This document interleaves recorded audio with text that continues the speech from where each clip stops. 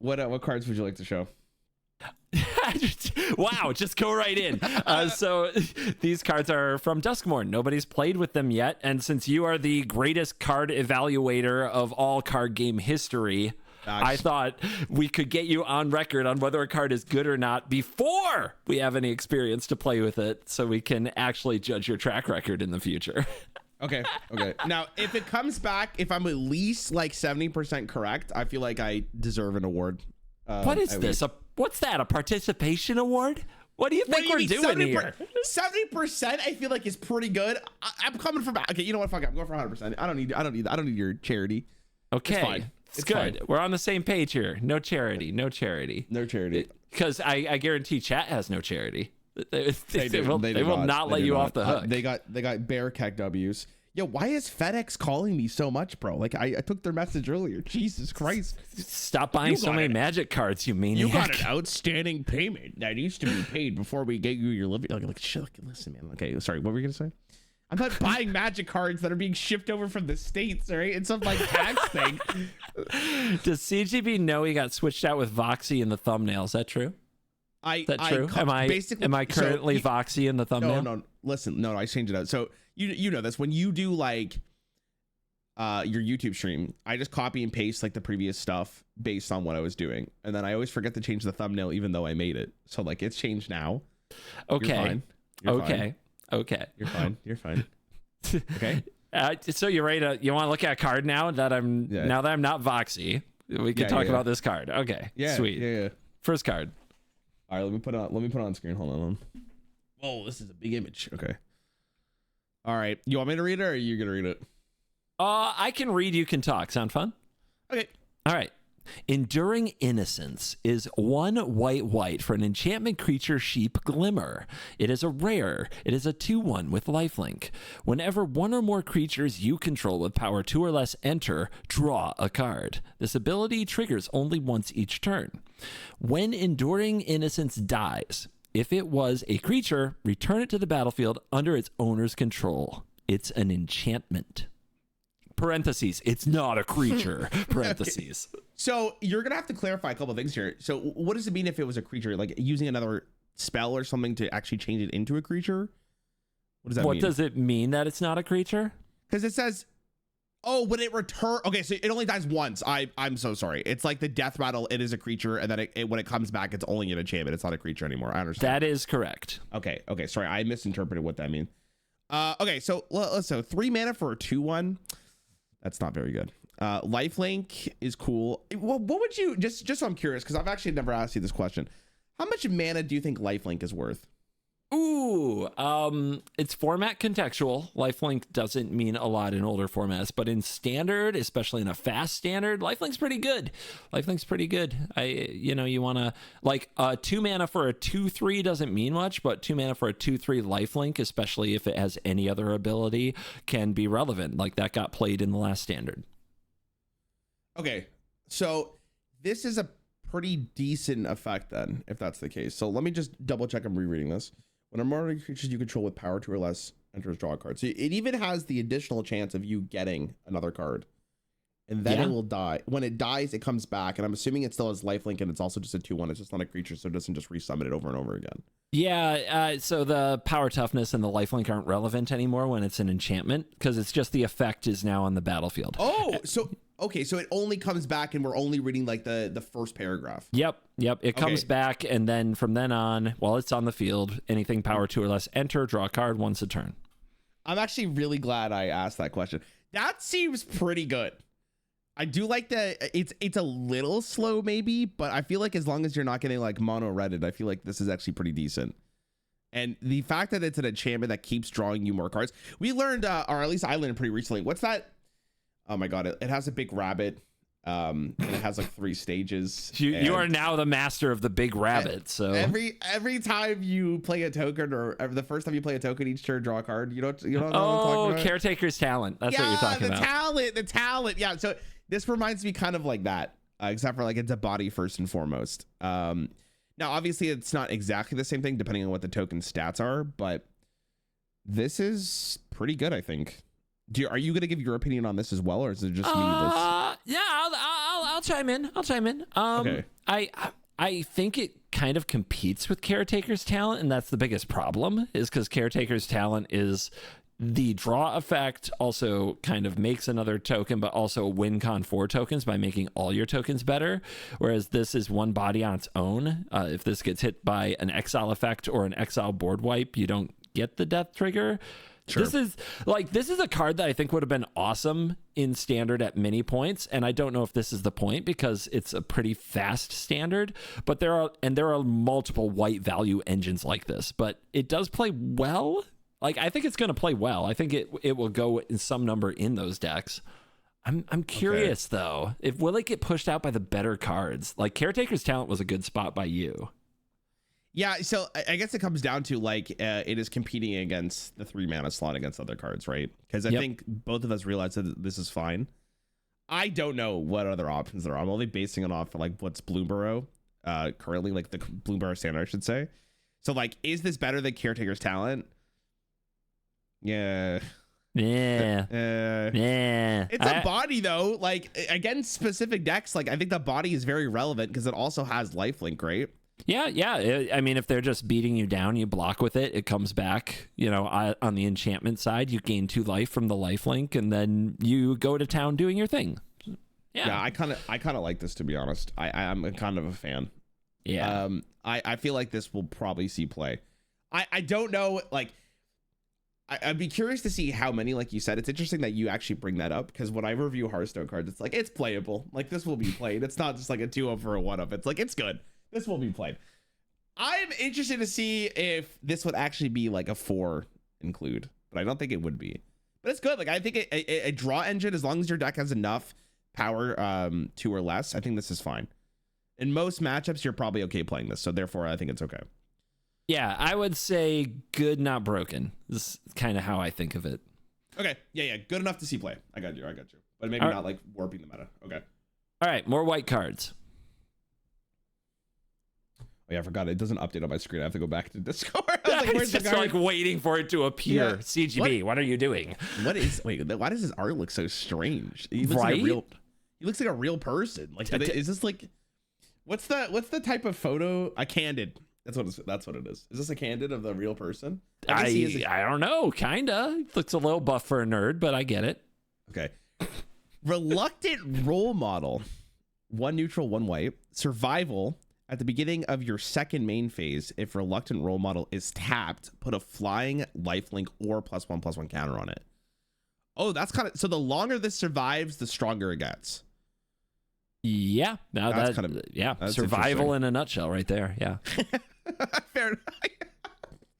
Whenever Reluctant Role Model or another creature you control dies, if it had counters on it, put those creatures' counters on up to 1 target creature.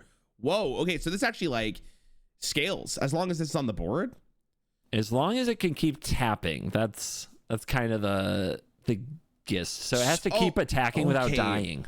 Yeah, so the only way, as far as I'm concerned, unless it's another card, is like you can only tap a creature if it attacks, unless you have another card that interacts with that. So there are some things that can do it. Like, there's a green elfy creature that can tap a creature you control for mana. There is vehicles. You can tap to crew a vehicle, like turn a vehicle into a creature. So there are niche ways to do it. Convoke is another one. If you've ever cast something for a convoke cost. Yep, that exists. So there are some niche ways to do it. Yeah. Man, it's tough because I have to think about, like, how often you're going to tap this, because the 2-mana 2/2 is not the greatest. I wonder if you're ever just playing this for the second paragraph, though. Like, if you have enough things that put counters on it, that seems actually pretty decent. Like, just having this on the board. You had something like this with Essence Channeler, the bat. Like, did you end up moving Essence Channeler's counters a good amount of the time? I think in lower ranks, yes. Yeah. So at the highest level, maybe not, because this is probably going to die the turn it's played unless they don't care about it. Because, like, if it's exile too, right? Like, you're not getting anything. You know what's something funny about this? It says if this or another creature you control dies, if it had counters on it, put those counters on one target creature. So if you have like negative counters on your things and they die, you can put negative counters on the opponent's stuff. That's kind of wild. I didn't know. I didn't realize that. Counters. This is niche and this is probably stupid, but it's kind of a neat effect. I haven't seen that in a while. Maybe there's some case of doing it.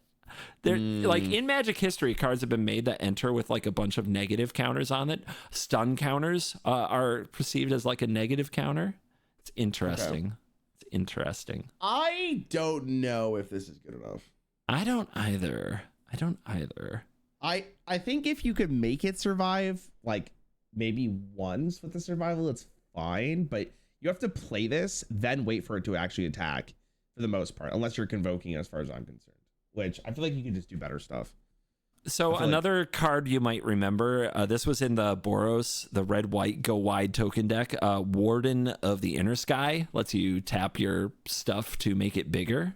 So it might, I don't know. This seems really slow for that deck, though. Yeah, I'm not a huge fan of it. I agree with you. I don't like it. Yep. Okay. Not going to break the format. Gotcha. Okay. Is there like a specific rating you want me to give here, by the way? That's a good question. I usually verge on busted, playable, and not playable. It's kind of like how I kind of roll with it. Recap then. Enduring Innocence, I think is playable. I don't think the other one's playable. Yeah, Reluctant Role Model, not playable. We're going to go with that. Also, the strangest art I've seen in this game. I'm going to be real. It's very strange. Just the way it's like. It's like, it's just like real people like playing Phasmophobia. Like that's what it is. Oh, that's what it looks like. It kind of looks. Is it like a Dead by Daylight reference? I don't know if you've ever played that game, but it might be. Yeah, I don't know. That game in a while. Okay, split up. 1 neutral, 2 whites. Sorcery. Choose one. Destroy all tapped creatures. Destroy all untapped creatures. Ooh, that's kind of cool. 3 mana for this too. Yeah. So in what case is this? This case, this card actually. Yeah, I'm just gonna add this in. I think this card's really well designed. I think it's really cool to have that mini game inside the game.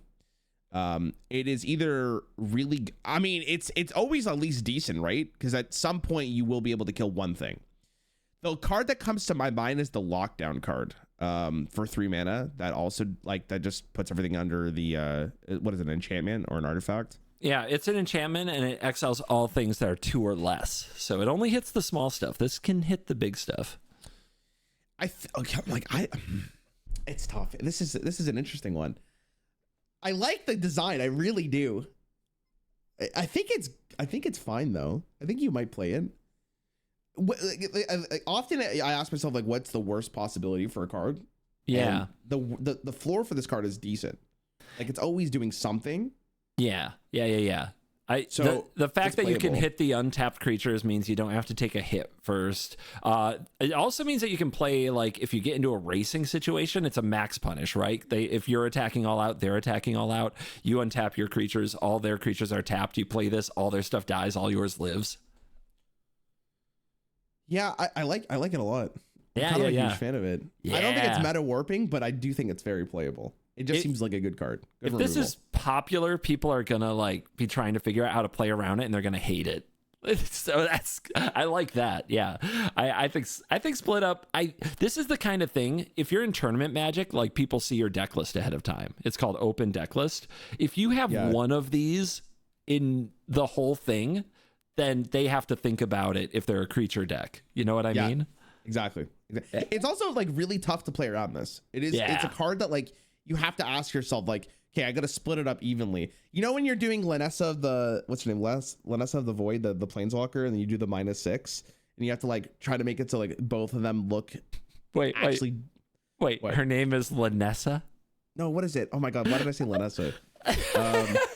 Liliana Vess? Never heard of her. Liliana of the Void. You know what I was talking about.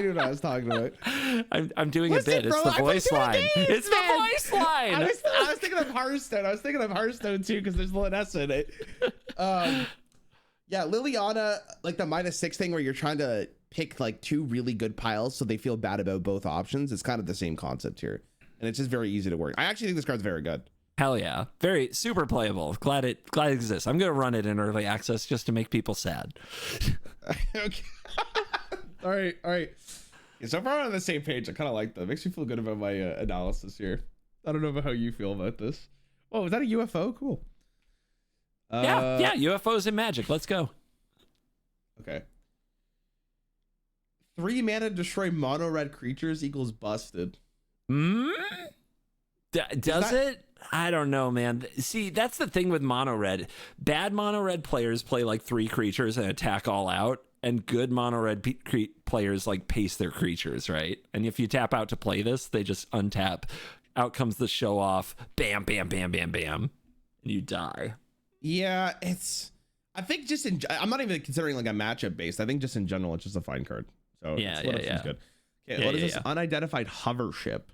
1 neutral, 2 whites, artifact vehicle flying. When this enters, exile up to 1 target creature with toughness 5 or less.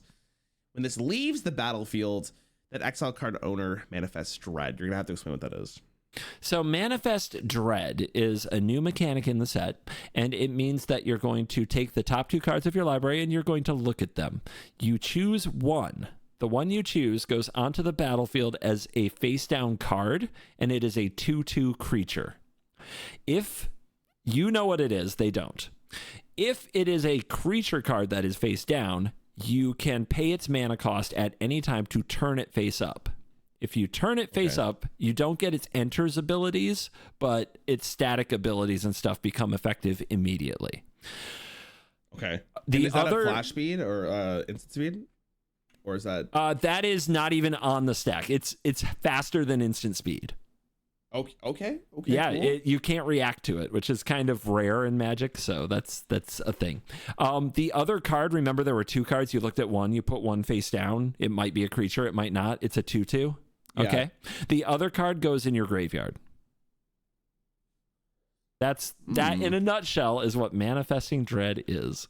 Okay. And then it also has crew 1. I'm going to remind myself what this is. I believe you just need to crew 1 creature that has 1 or power or more. Yes. And then this is the vehicle that's on top of it. You tap a creature with 1 or more power, and this turns into from an artifact into a 2/2 flying artifact creature. Yep.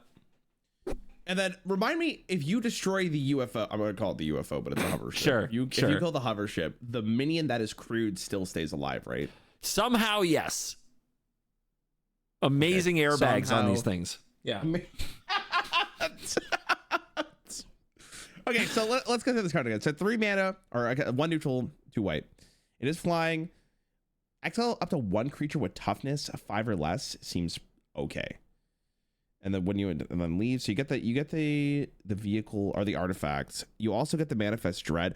I'm not sure how to really evaluate Manifest Dread. Could you maybe describe how good the mechanic is so far? So playing it in Commander, it's been okay. Most of the time that I would Manifest Dread, I would not hit a creature, or the creature would be small, so it wouldn't be relevant to turn face up ever. Most of the time, this is a piece of graveyard fuel and a 2/2. Okay. That's not bad. I guess some decks also like putting stuff in their graveyard anyways, right? Yeah, some do. Yeah, absolutely. It can be a downside. It's also toughness 5 or less, right? So that's just their health stat. Yep. I actually think this card's very good. I think this is very playable.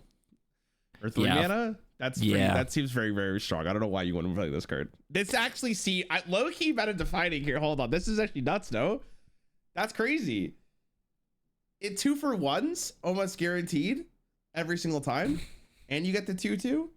Yeah, and when it leaves, they don't get the thing back, which is kind of a feature of a lot of these types of banishing effects.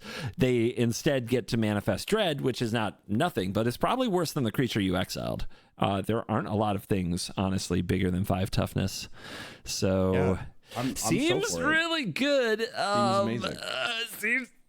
Seems pretty darn good as a vehicle. If you can blink it, if you can return it to your hand and cast it again, reuse the ability, if you can copy it, like, Yeah, it's not even legendary, so you can make a lot of copies of it. You can copy it with a card called 3 Steps Ahead, the counterspell. I don't even know what that is, but I'm excited for you. No, it seems like for my Hearthstone brain, I should say, like this card would be played. That just seems pretty good. Yeah, it might be a definer. This might be like a top 10 card in the set. I think so. Okay. I think so. I would need to see more cards to really give you a top 10 kind of vibe, but I can see it. I am thinking it's very strong, at least so. 4 thumbs cool. Way up for the hover ship. Yeah. It is pretty cool. Actually pretty dope. Next, I'm going to show you the first Overlord. This is part of a cycle. Each color has one of these, quote, impending overlords. It'll make more sense once we read it. I'll read this one. Oh my God. Hold on. Look at that art. Oh, look at that art, though. I actually love it, to be honest. It's pretty dope. Are you a horror fan? I dabble. I love horror movies. Yeah, you do. They're what, like, not horror movies that just go like, here's a jump scare, idiot, be scared. I like when there's actually like a built up atmosphere and you're like dreading what's about to happen, and you could feel that like creepiness rather than like here's constant jump scares, if that makes sense. Sure. So I'm for this. Are you telling me you like scary movies? Depending on what it is. I can't answer that just like yes or no. But have you ever watched the movie Midsommar? You ever seen that movie? No. You know what that is? No. Oh my God. Okay. It's a good one. It's a good one. That is my favorite movie of all time, and it's also my favorite movie to show people because of how uncomfortable it makes people. You like making people uncomfortable? Yes, Wait, I should have. Okay, having thoughts now about how if I'm inviting you to my commander show. No, listen. I'm not gonna make you uncomfortable just as like a person, but like if you're ever like, oh, like what movie would you recommend? I'd be like, oh, you should watch this movie. I've had people text me and go, what the fuck did I just watch? And then I just start laughing. Okay. So, anyway, card evaluation. Talk about movie review. Let me know if you want the movie review podcast. I'll do that. So Overlord of the Mistmoors. This is a 7-mana 6/6 enchantment creature avatar horror, and it says that whenever it enters or attacks, create 2/2/1 insect creature tokens with flying. 7 mana is a lot. Maybe we don't want to pay that. Well, there's an impending cost for 2 white. And that means if you cast this spell for its impending cost, it enters with 4 time counters on it, and it isn't a creature until the last is removed. At the beginning of your end step, remove a time counter from it. Okay, so it's like dormant in a sense, right? Yeah, kind of like that. So you preemptively pay the mana for this, and then a couple turns down the road is when it actually enters, and then you get the effect. Almost. Okay. It does enter. So you do get the 2/1 if you pay the impending cost. Yes. You just don't get the 6/6 yet. The 6/6 will be available for duty after 3 more turns after this one have passed. Okay, so you have to evaluate this, I guess, in 2 different ways. 7 mana for this, that's pretty dog shit. I'm gonna be honest. I think that's pretty bad. I don't know if I want to pay 7 mana for this. That seems really bad. Yeah, it's a lot. So then you go impending. Am I okay spending 4 mana to get 2/2/1 flyings immediately, and then a couple turns later I also go to 6/6, and then potentially more? Not really. That sounds weak. Your thoughts? Yeah. You don't think this is good? This sounds bad to you in both ways. 4 mana to get 2/2/1 flying into. Maybe it's just because I'm not like. Okay, so let me reevaluate. Flying is really good in this game. I should know that from like playing a couple of the decks. Flying is very, very good.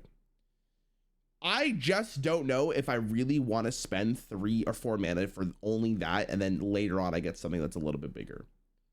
But I guess maybe I'm looking at it wrong. In Magic, I have to remember that you can block and you can defend until the 6/6 actually gets in play. Like if this was a Hearthstone card, like Hearthstone often like does stuff with dormants, and they're not great unless the effect is very, very powerful. So you think this card's better because of the tokens with flying? Well, I don't know. I'm a control mage. Let me let me pitch you, all right? Because I kind of love the idea of putting this dormant thing on the field and then just wiping the board and blowing like stuff up, right? And then eventually this comes off and it's a win con. But yeah, like for 4 mana, you play this, you get 2 things that can block or attack, you make 2 bodies. It's not a bad rate, you know? But then you have this thing that might happen in the near future. You can also clone it, things of that nature. Maybe there's a way to take the counters off it, like there's some cheaty things you can do. Yeah, it's on the board. Yeah. Yeah. Sorry, in Hearthstone, my brain goes, when something's dormant, like you literally can't interact with it. Like there are very few things that interact with dormant minions, and most of the time you can't speed up the process. There's only one specific card I can think of, and that card's unplayable. Okay. So, well, hey, you know what? You are a Mythic Magic player now, so this shouldn't get in the way so much, should it? I mean, you say that, but like I've been playing Hearthstone for 10 years, bro. It's hard to step out of that game. God. Does that change? Does that change your opinion? No, I don't think it's that good. You don't think it's good? I don't think it's that good. Wow. I think I think it's too, like, I've seen. So I'll give you like a different example, right? Would you rather play this or would you rather play Sheo for 4 mana? Ooh, well, they're not like, okay, so you're saying a black-white deck, so you have choices. I mean, this has a lot of advantages over Sheo. It like one piece of target removal doesn't remove it. If you're trying to play a short game as Sheo, no question. If you're trying to play a long game, I think this deserves consideration. But you just talked about how the metagame is very fast. It is very fast. Do you really think that a 6/6 that might come out is going to do anything? Like, would you say paying 4 mana for 2/2/1 flyings is good? Like, I don't think that's good. That doesn't sound good in my brain. So yeah, it's not. Okay, you know, when you put it like that, it's not great, right? It's like future upside, but maybe we find a way to blink it, and then we have a 6/6 and 2 more thingies, right? What does blink do? Like, what is blinking? What is blinking? When you look at the camera too long, you have to wet your eyes, and maybe you don't understand. All right, so blinking in a magic sense is using an effect that says exile target thing, and then return it to the battlefield under your control. Okay, so that means that the impending cost you still pay, but then it's available immediately. But then you also get 2 extra 2/1 flyings. Yeah. Okay, and how likely are you to blink in the current format? Oh, that's a great question. So there are a lot of cards that say like blink.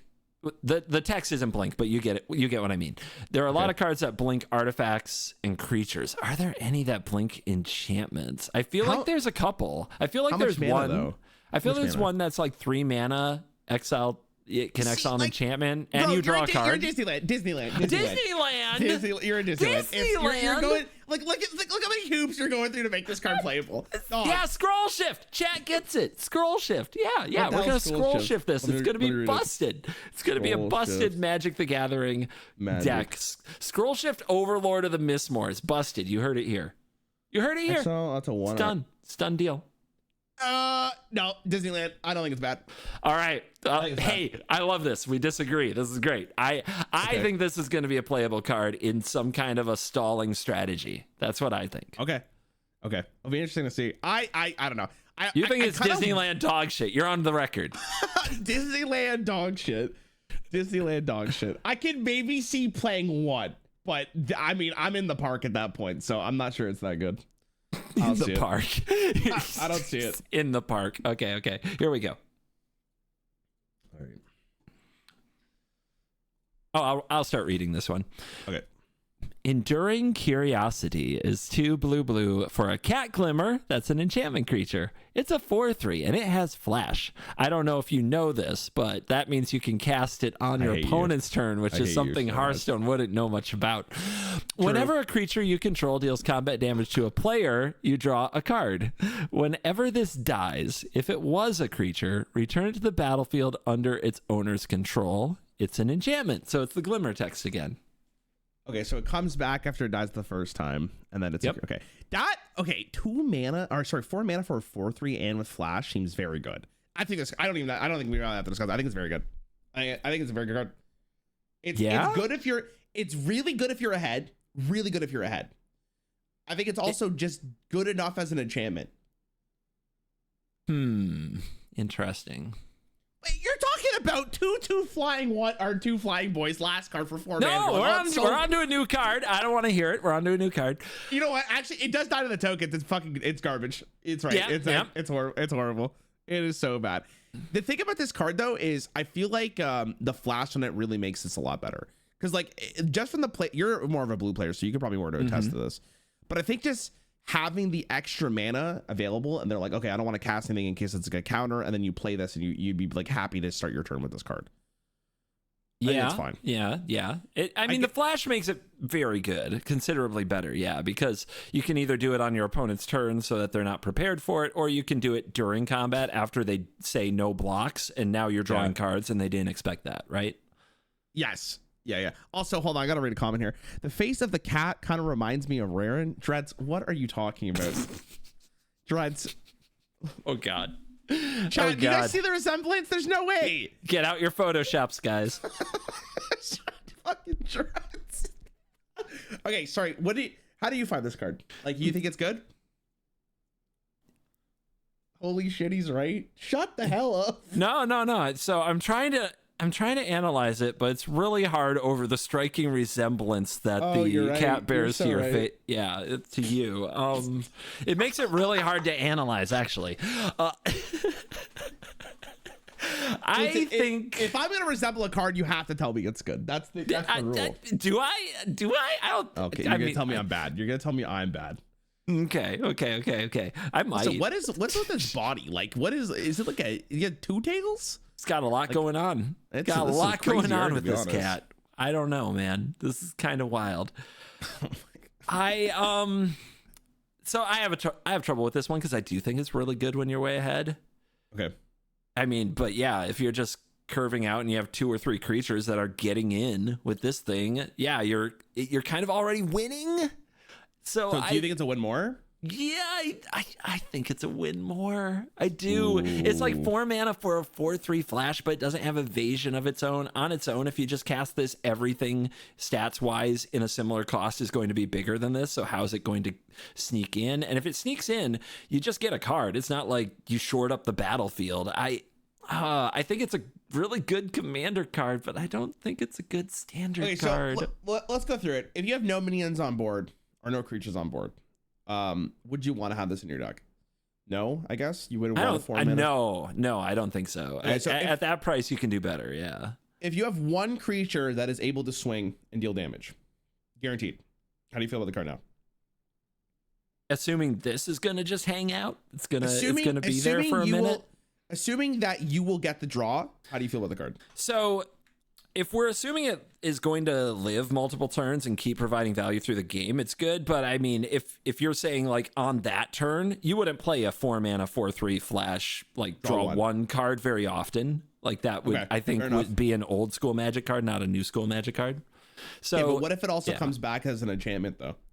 Yep. That is where it gets interesting because you can, like, you know, if you're in a race, you can block with this, it comes back, and then maybe you get in and you draw more cards. I don't know, man. I don't see it with this card. The play pattern is this. Yeah, you might be. The play pattern, especially in blue, I just don't see you if you're getting in that much. Like, this feels like win more if you're already getting in with those creatures, especially when you think about like Preacher of the Schism, which already draws cards when it attacks. Gix lets all your creatures when they hit draw a card for a mana cheaper. Obviously there's some differences, but I don't think this, I think the jump from 3 to 4 is big.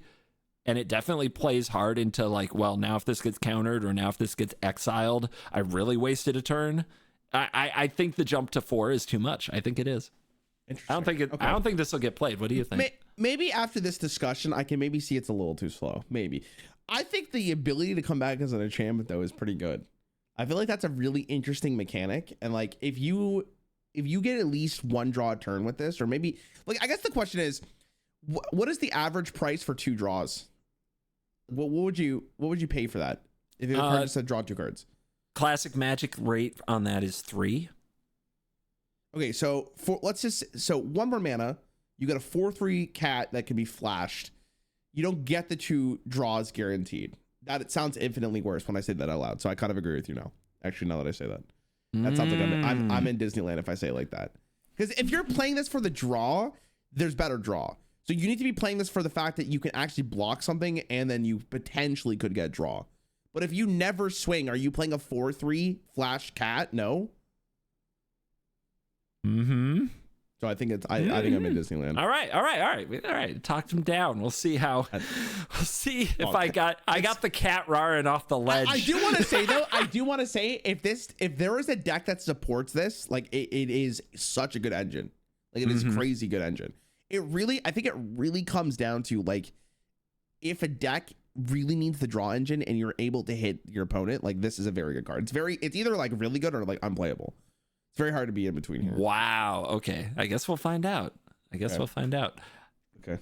Let me read you a sick one here. Ooh, wait, wasn't this your nickname in high school? Shut up. Okay. It's the Mind Skinner. That's what they call me. Daniel Mind Skinner Wagner.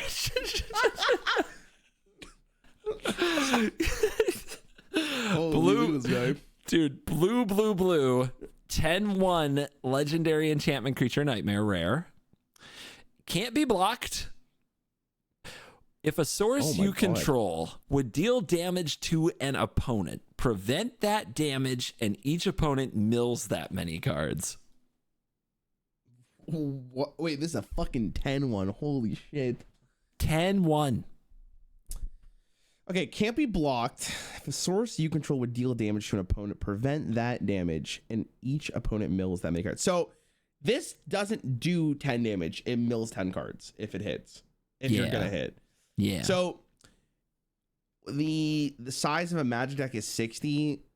We've done enough games, I think, where fatiguing is not the greatest thing in Magic, as far as I can tell. Maybe in this format. Maybe it was a little better beforehand. You can explain that to me maybe at a different time.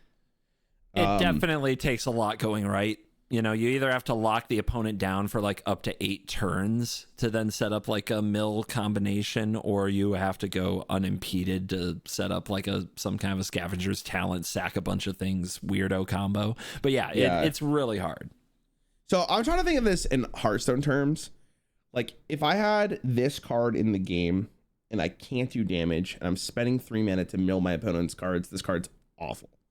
So I think it's really bad. And you're going into, this is Disneyland.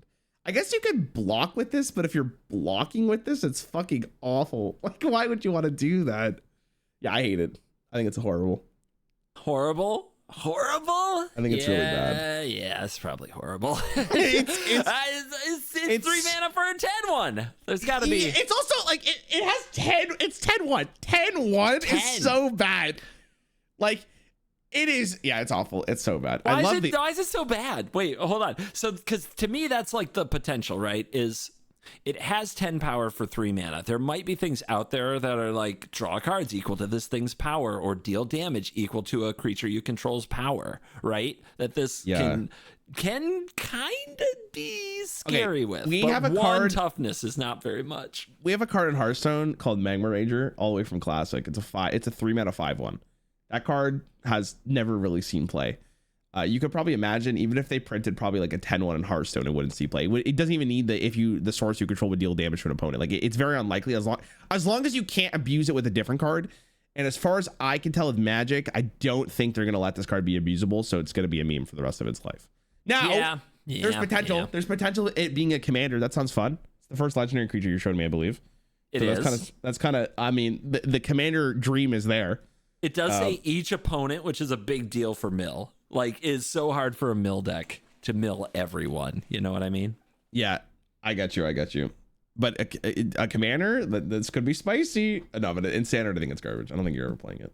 Could make you play the Mind Skinner in commander. You can see what's like milling 3 other 100-card decks. It's fine. Are you ready for a black card? Wait, hold on a second. Is there a card that silences in blue or any other color? Makes things lose their abilities? Yeah, like what if you play this and then your opponent's like, oh, it's just gonna mill me 10 cards, I don't give a shit, and then all of a sudden you're like, all right, silence, you do 10 damage, that's half their life points. Then they block it? Okay. But it can't be blocked. It can, oh no, but you can. Yeah, you have the text. Okay. What if there's a You're card the that one only who silenced it. Of course they can block. What if is there a silence that allows you to block like the bottom or the top half of a card or the bottom half of a card? Specifically, you're specifically asking if there's a magic card that lets you rewrite the can I put a Sharpie on the card? Yeah, can I put a Sharpie on the card? You're talking about. They make these in paper. Paper, Rarran. Paper. Yeah, listen, paper. I will grab a Sharpie and I'll just slowly put it over. Like everyone's gonna be like, "Oh shit, it's actually really good now, right?" Dude, it's like you want to put a sticker on it or something. They would never ever do that. Oh, you're right. Ever. You're right. It's unplayable, unfortunately. And one is yeah. Some people are getting my meme. They actually did make a set with stickers. But I did you show me sticker cards yet? I haven't noted. No, I'll have to show you sometime. It's funny. Wait, hold on. I'm gonna add to this. I'm in Disneyland for sure, but here, what if you just play this card, but then you never swing with it ever in your life unless you know you can get that guaranteed 10 damage? Or I'm using quotations here. But then you keep it on board, and then you just use constant damage effects to mill your opponent. Because it doesn't only have to be this that mills. It could be anything, right? Why would you never swing with it? Well, okay, you're swinging like I don't know, like just I don't know. You're right. I don't know. I'm just talking at my ass. You're right. Okay, next card. Next card. Mine Skinner. I hardly know her, boys. Unlucky. What's the ouch? Whoa, this guy looks sick. Right? Damn. Hold on. I got this. All right. Doomsday Executioner. Doomsday. Nope. I didn't even say that right. Doomsday Excruciator is black. That's 6 black for you keeping track at home. 6. It's a 6 black mana 6/6. You get it? Because it's a demon. It costs 6 and it's a 6/6. Holy moly. You see how it's coming together? Damn. Yeah, that's fucking awesome. I understand cards like none other. Flying. When this enters, if it was cast, each player exiles all but the bottom 6 cards of their library face down. At the beginning of your upkeep, draw a card. 6 mana for a 6/6 with flying. Is that good? Sounds it's not terrible. It's okay. It's okay. If it was cast, each player exiles all but the bottom 6 cards of their library face down. That's a crazy effect. That's wild. Yeah. And at the beginning of your upkeep, draw a card. So you will die faster if that's the case. Yeah. Oh my god, this is so cool though. Oh man, I don't know how to feel about this because it's. I think realistically, as cool as it is, like it's 6/6/6, I don't think you're really caring for the stats of the flying. Maybe you do though, because I guess you put your opponent under pressure. You have to also hope that your opponent doesn't have a ton of cards in their hand. I'm assuming there's cards to add. There's a lot of cards that probably add other cards back to your deck, right? No, it's exile. Oh. They're gone. No, I mean like other cards in your deck.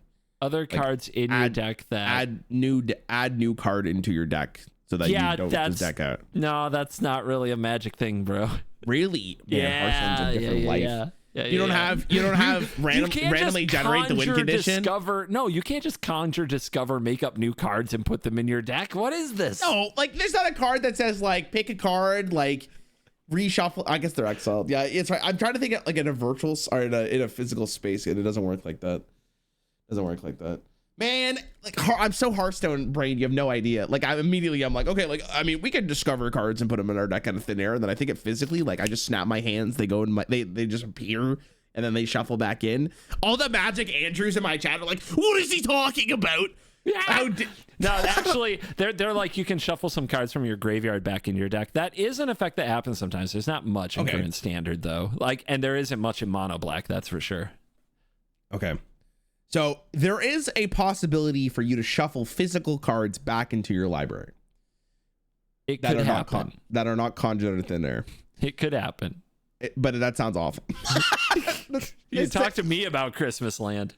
Okay, standard, no. How are we feeling about this in maybe like a different format? Because like I'm sure this is abusable with something. I'm sure this is. You don't want to play this in standard? You play this when you have the Mind Skinner out there and you attack and you win. Holy shit, he's so right. Holy bro, we bought the fast pass at Disneyland. Let's go. Holy, that's so cool. So cool. This card's awful. This card's yeah, awful. yeah. This How do you bad. get triple blue, 6 black? So it's insane. Yeah, and it does have to be cast. You can't like cheat it in to get the effect. Yeah, I don't see it, but you are like a combo piece away. That as long as it's like black or an artifact, maybe, right? Something that just sacrifices to mill the opponent 5 cards, for example. And you're there, you know what I mean? But I don't know. No, it just seems so bad. Yeah, it's cool that they added that line of text, like if it was cast. I kind of like that. Like it's not cheated out. Hearthstone needs to add something like if this was played from hand. Like that's kind of cool. But I'm sure they've tried testing that design space. Maybe it just doesn't play as well. Yeah, I just think it's bad. I don't think it's gonna get played. All right. Here's I'm really curious about this one.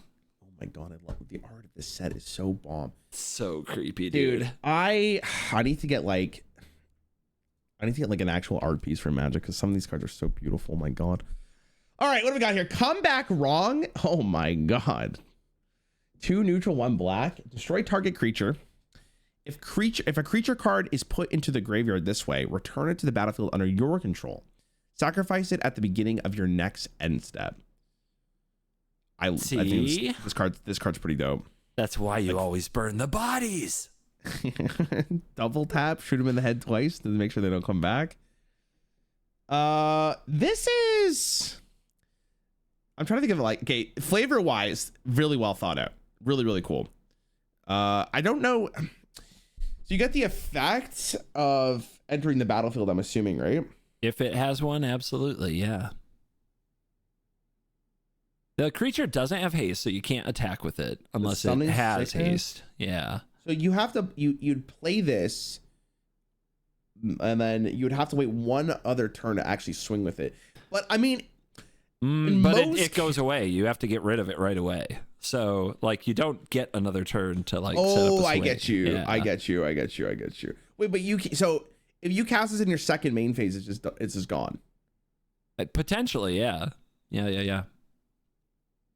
What if you silence it? Look, man, we ain't got that owl technology, okay? There are tricks. God, in other formats there are ways to like skip your own end step and stuff, but in standard that's just not a realistic thing. Not realistic. Okay, so you're never just playing this to destroy target creature. Like it has to be something you can work with the text afterwards. But is there really a card that you can get and enter the battlefield that you feel really good about holding on for this for like that many turns? Like maybe this is like a very interesting tech card to steal one of your opponent's like legendaries or whatever, and then you use that effect while you can, and then it goes away. And I think maybe a 3-mana like mind control for a turn might be okay, but I don't know. I think we're also in Disneyland here. I do like the card though. I wish it was better. Yeah, people are spamming like, and this makes sense. But, you know, you can tell me how many of these you've seen. Like, there are cards like Atraxa and Itali that are giant monsters that have ETBs, like really big ETBs. And if you use this on their creature, you get that ETB for 3 mana and you kill the thing. And that's not the worst. The bad news is the card did resolve and your opponent got the ETB. The good news is you kind of matched it at a lower price and got the thing off the battlefield. I don't know. Yeah. This card, it just reminds me of like a tech card, right? Like it depending on what the meta game is, this card will potentially see play if there's a higher density of cards that you could steal that you feel really good about. This card is terrible against mono red, right? Like, like you would never want that. Yeah, most of the time you're not happy about this. As a standard card specifically, probably not that great. But in other formats, this card probably has a lot of potential to be really cool. I'm saying standard sideboard. for best of 3, them 15 cards on the side. I'm saying you bring this in against decks that run Italia Traxa, Trumpeting Carnosaur, big ETB effects. And those are more common in best of 3 because you can sideboard, games tend to slow down. So just all out balls to the wall aggro is not as popular in best of 3 as it is in best of 1. Makes sense. Yep. Yeah, I don't know. If we're talking like standard specifically, though, even as a sideboard card, it might just not ever get played. Like it needs a very good matchup for this card to be wanting to get played in standard. Yeah, you have to love what you're hitting. You have to absolutely love what you're hitting. All right. So cool card, though. Really, really cool card, to be honest. What the fuck is this? I don't know. I haven't actually read this card yet. Fun fact. Meat Hook Massacre. Okay. You want me to read it? Yeah, I can give it a try. Okay. Actually, this is not the Meat Hook Massacre, Rarran. This is the Meat Hook Massacre 2, coming to theaters this October. You loved the first one. Get ready for the Meat Hook Massacre 2. But is Meat Hook Massacre like another card in Magic? It is. Oh, it is? Okay, I'll have to look that up. It is. It got banned out of Standard. It was so good. Yeah. What? Okay, hold on. Okay. We got to read the Meat Hook Massacre. Yeah. Massacre. The Meat Hut Massacre, right? Okay. Let's see what we got here. This is a very tiny image. I'm sorry for the JPEG here, chat. Oh my goodness. Just for time's sake. X and 2 black. Oh, I think you showed me this card before. I'm having flashbacks. I didn't want to roast you for it, but I did. Good. Yeah. Dude, you can roast me, but listen, we go through so many cards. I promise you, it's hard to remember everything. Okay, my brain's only so big. Dude, it kind of makes sense because this is from the video where I never hit record, so the video never got released, and I wasted your time. Oh, and truth comes out. He's trying to flame me for that. Chat, did you guys know that you lost content because CGP didn't record? Oh, wait, this is the one I did record, but somehow deleted from Drive. Okay, different, but same outcome. That's happened twice, by the way. Dude, you didn't have to tell him about both of them. No, it's fine. We're still ghosted him for a year, ruined his content twice. I know. Let me have it. Oh, God. Okay, sorry. Continue reading your Meat Hut Massacre number 2. Anyway. The Meat Hook Massacre 2. XX black for a mythic legendary enchantment. When the Meat Hook Massacre 2 enters, each player sacrifices X creatures. Whenever a creature you control dies, you may pay 3 life. If you do, return that card under your control with a finality counter on it. Whenever a creature an opponent controls dies, they may pay 3 life. If they don't, return that card under your control with a finality counter on it. Could you tell me what that counter does? A finality counter means if the card would go to the graveyard, it is exiled instead. Oh, okay, that makes sense. So like you can't just keep doing the same creature over and over again. Okay, so X creatures. Okay, so just blanketly, just to get this card as an enchantment. I don't even know what I just said. Blanketly, is that a word? Just blanketly. Just in general. 4 black for do nothing. Doesn't sound great. How much X would you really need to spend for this? Like, I guess it really contextually, I'm gonna be real here. It's probably too expensive. Like in standard, this seems really expensive. Maybe as a one-off. It kind of reminds me of the last card, where like you might be okay with just playing it, and then in a very particular matchup, right? Yeah. But I just don't see, like, it's so slow. It's so slow. Are you okay as a player to just play this as an enchantment, like just play with the other lines of attacks? Like maybe you don't need to sacrifice anything, and you're okay with it.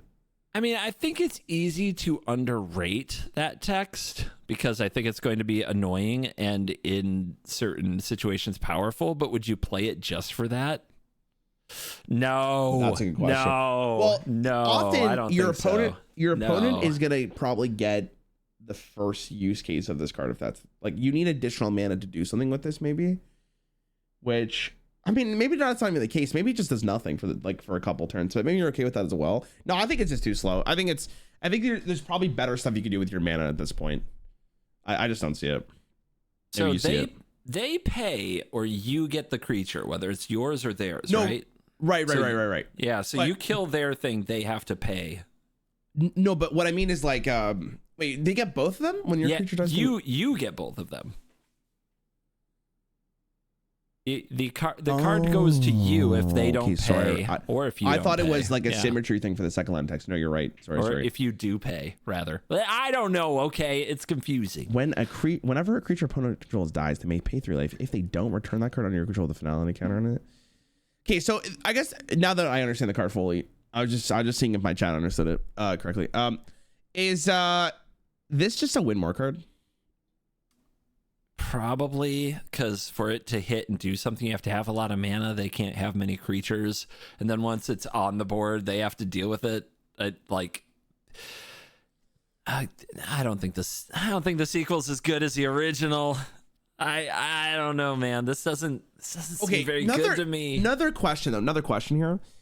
Does the sacrifice happen first and then those line of text trigger? Or is it like you sacrifice the creatures and then this also does it at the same time, so you don't actually get those lines of text? You get those lines of text. The enchantment's on the board, and those are ongoing effects. The enter's ability goes on the stack when this is on the board.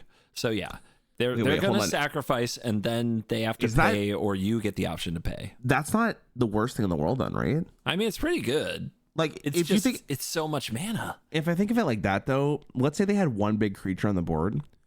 You paid 5 mana to get this on board. They sacrifice that creature, and then they also have to pay 3 life, so you don't get it. And then you have that effect on board. You think that you would cast this for 5 mana to get the effect? Oh, it has to be 6. It has to be 6. Yeah, it does. Oh, it has to be. Okay. Yeah. That's why there's 2 different manas. Okay, no, understandably. Okay, 6 mana is too slow. Yeah, 6 mana is too slow. Yeah. Okay. No, I don't think it's good though. Yeah. Sorry, you're unplayable. Nobody likes you. Right. Yeah. Okay. Sorry.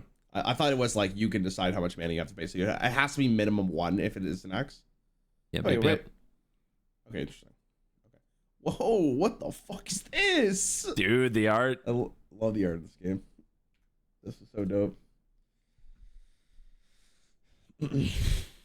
You could pay for 0 and no sack. Oh, did I mishear it? Okay. Yeah, I mean, you can play it for 0 and just have it on board. I don't think that's worth it. Wait, so can you pay 5 mana for the last card? And then you can pay 4. You can pay 4 and nobody sacrifices anything and it's just there. But can you pay 5? No. So like you have to, if there's I'm sorry, I'm just misinterpreting this. So it's 4 or 6? So if X is 0, it's 4, and if X is 1, it's 6. I'm sorry, I'm just stupid. It's because X is 1, both of them cost 1. Yeah, okay, I understand. Yeah, I'm just being stupid. I understand what you mean. Yep. Okay. What is this? Overlord of the Baelmerk? Oh man, let me zoom in here real fast. This is some fucking whack shit right here. Is those 2 deer heads on the side of that? That's pretty sick.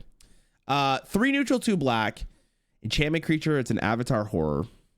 I'm guessing, like, is Avatar Horror like specifically for this set, or is it like from other sets as well? It's not exclusive to this set. Dude, I bought a collector booster or a collector bundle for this. I might have to buy a second one because I think the art is so good for this set. Just to get like the alt art, just to see what they're like in real life. This is a dangerous game we're playing here. I want you to know because now I'm getting excited. Impending 5 for 1 neutral, 1 black. I don't think we need to reread that whole text straight. It's the same, yeah. Yeah, it's the same. Okay, when this enters or attacks, mill 4 cards, then you may return a non-avatar creature card or planeswalker card from your graveyard to your hand. Oh, so you could pay 2 mana to mill 4 cards and then return something back to your hand. And then potentially you get a 5/5 later on. Trash? That? Trash? Ah, man, I don't know. 5 mana to get something back and then threaten to do it again when you attack is pretty good too, no? No? Yeah, but aren't there just better cards for this? Are there better cards for this? Like, if it's at summon, I think there's I would be like, oh fuck, this is very good.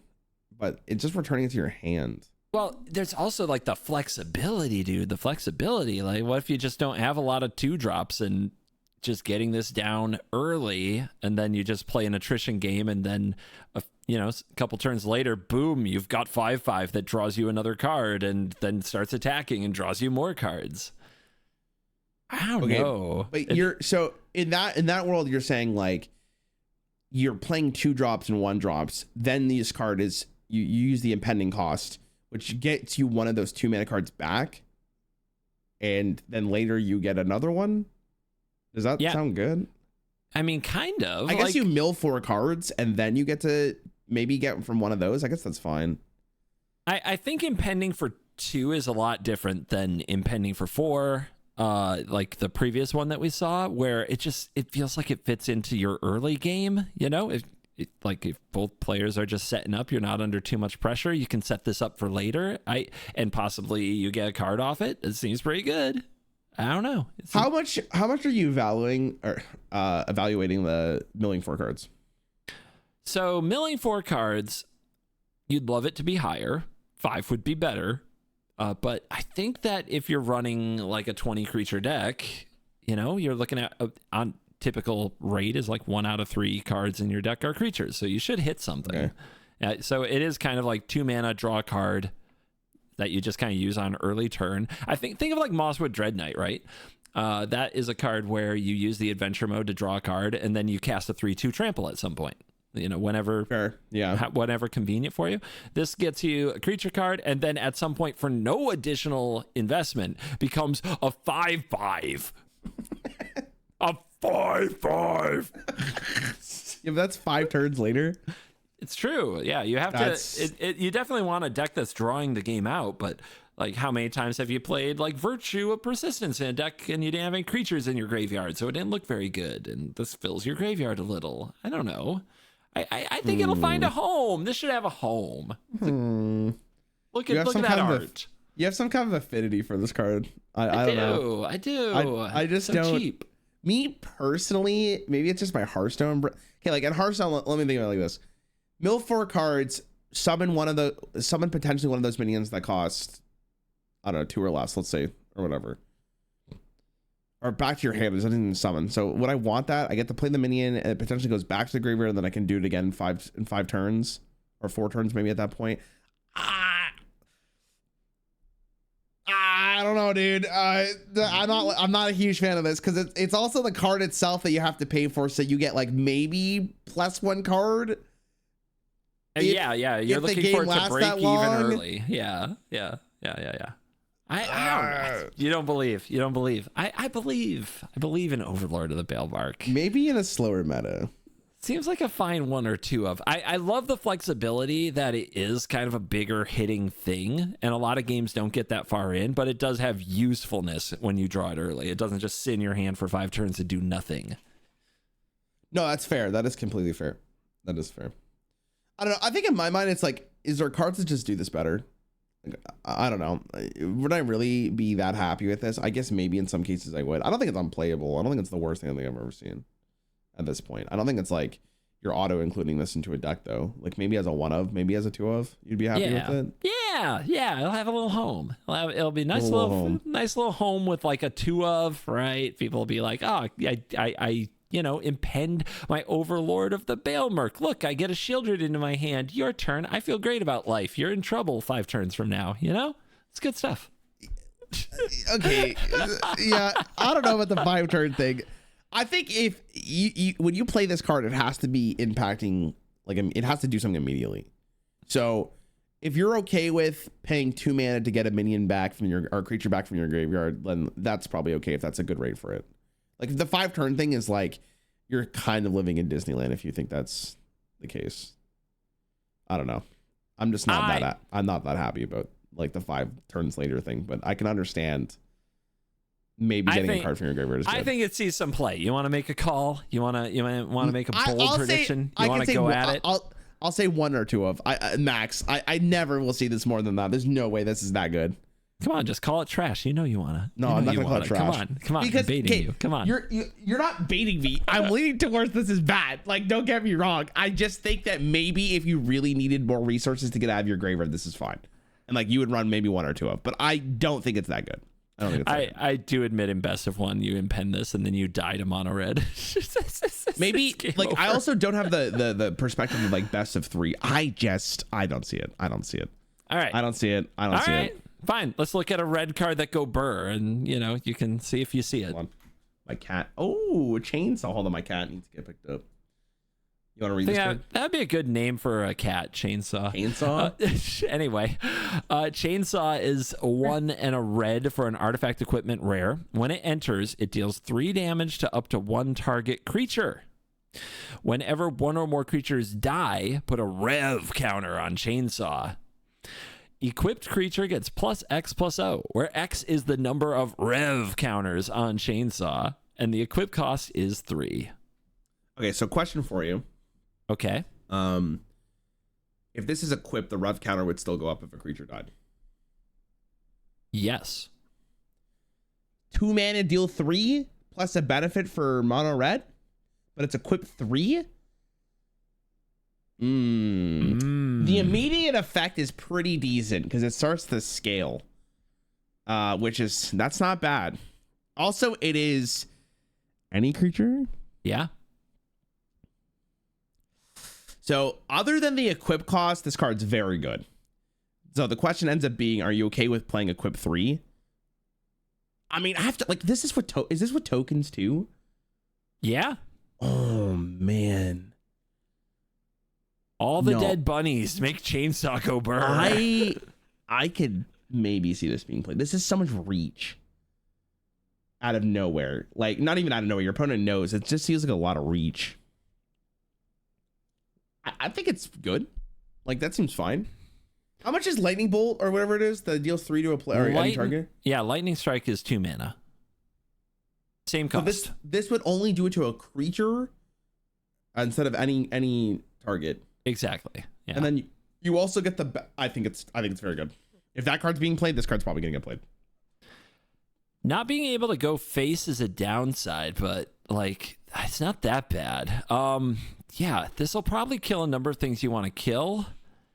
I think what I like about it is if you're an aggressive deck, then there are going to be games where you play Chainsaw and you clear the way for your attacks. You never have to pay the 3 and equip the Chainsaw. You just run them over anyway, right? Your aggressive strategy just works. If this was any removal spell, it would have done the job.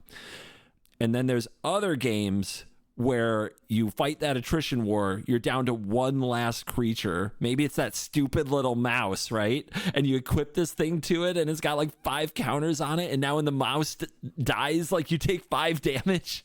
Yeah, and you're just dead. You're dead. I think that this card is like definitely playable. I think it depends on. I don't know. You said aggro though. I'm not sure you put this in aggro. Yeah, it's possible you're right about that too. I could see that. I think you put this in like the token white deck, and then you just keep scaling this up, and then all of a sudden it's like, okay, not only do I have to deal with the tokens now, but at any point in time those tokens become a problem. Ooh, okay. Every token can hold a chainsaw. Ooh, I don't like that. Okay. Yeah, I don't think you're really playing this for like, oh, like my mono red deck gets even better now because I have the chainsaw. Like you're gonna kill them without the chainsaw. I don't think you need it there. But like in a long game where like you're constantly spamming out tokens, this becomes a problem pretty quickly, right? Oh, you can equip this to the forge token. Oh, the forge token dying makes this rev harder. Oh no! Oh no! Wait, okay, is that Disneyland though? Because if you don't really, okay, what if you draw this later on? All right, let's just say this is not a turn 2 play or whatever. Are you okay with that? Well, if there's anything that's 3 or less and you can remove it, you're probably in a good spot. Also, quote unquote bolts, patterned after lightning bolt. Bolt cards, things that deal like 3 damage to something, they actually scale up really well in decks that run forge and tokens because your attacks aren't obviously setups, right?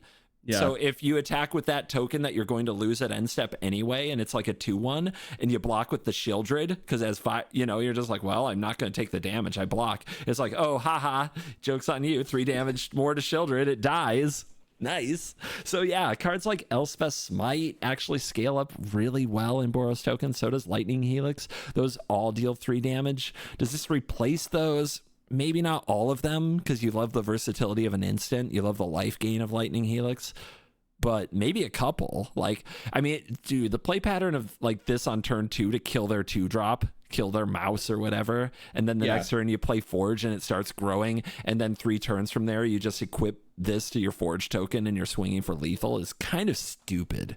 Yeah, I feel like, so the best case scenario for this card is you play this on turn 2 and you let it scale up, because it's always something in the back of their minds now. Like, this actually becomes kind of a problem. Like, if this is played on turn 2, the only issue I have with this card is, like, if it's not played on turn 2, you're saying that the 3 damage is fine to a creature. And then, like, at that point, you're like, okay, like, whatever, it at least did something. Like, is the floor of this card not on turn 2 too low for you not to want to play it? Like, does it need to be played on turn 2 for it to be good? I don't think so. It depends on the number of targets in the meta. Like, you're going to feel silly if you have this and they have Preacher of the Schism, but if you have this and they have Deep Cavern Bat, or they have a Gix and you tag that sucker, you're going to feel like a god. I think there's enough targets. I think this is playable. I don't know about meta defining. I think it's definitely playable. Ooh, I'm pretty up on okay. this card. Dude, so many people are going to get roasted by Chainsaw. I think that it's going to be good. It's going to be good. Okay, I think it's good. Yeah. I also, what's my favorite part about doing these type of things is I look to my chat and half the people are like, how does he think this is good? And then the other people are like, oh my God, it's so broke. Busted in half. Absolutely. Oh, goodness. Let's do another Overlord. So this is Overlord of the Boiler Bilges. What? Anyway. 4 red, 6 mana, 5/5 enchantment creature, Avatar Horror Mythic. The impending cost is 2 red, so it's impending 4/4/4. Okay. Whenever this enters or attacks, like the other ones, it deals 4 damage to any target. Okay. Yeah, damage. What do you think? 4 mana to deal 4 damage. And then you also potentially get it later on. Uh-huh.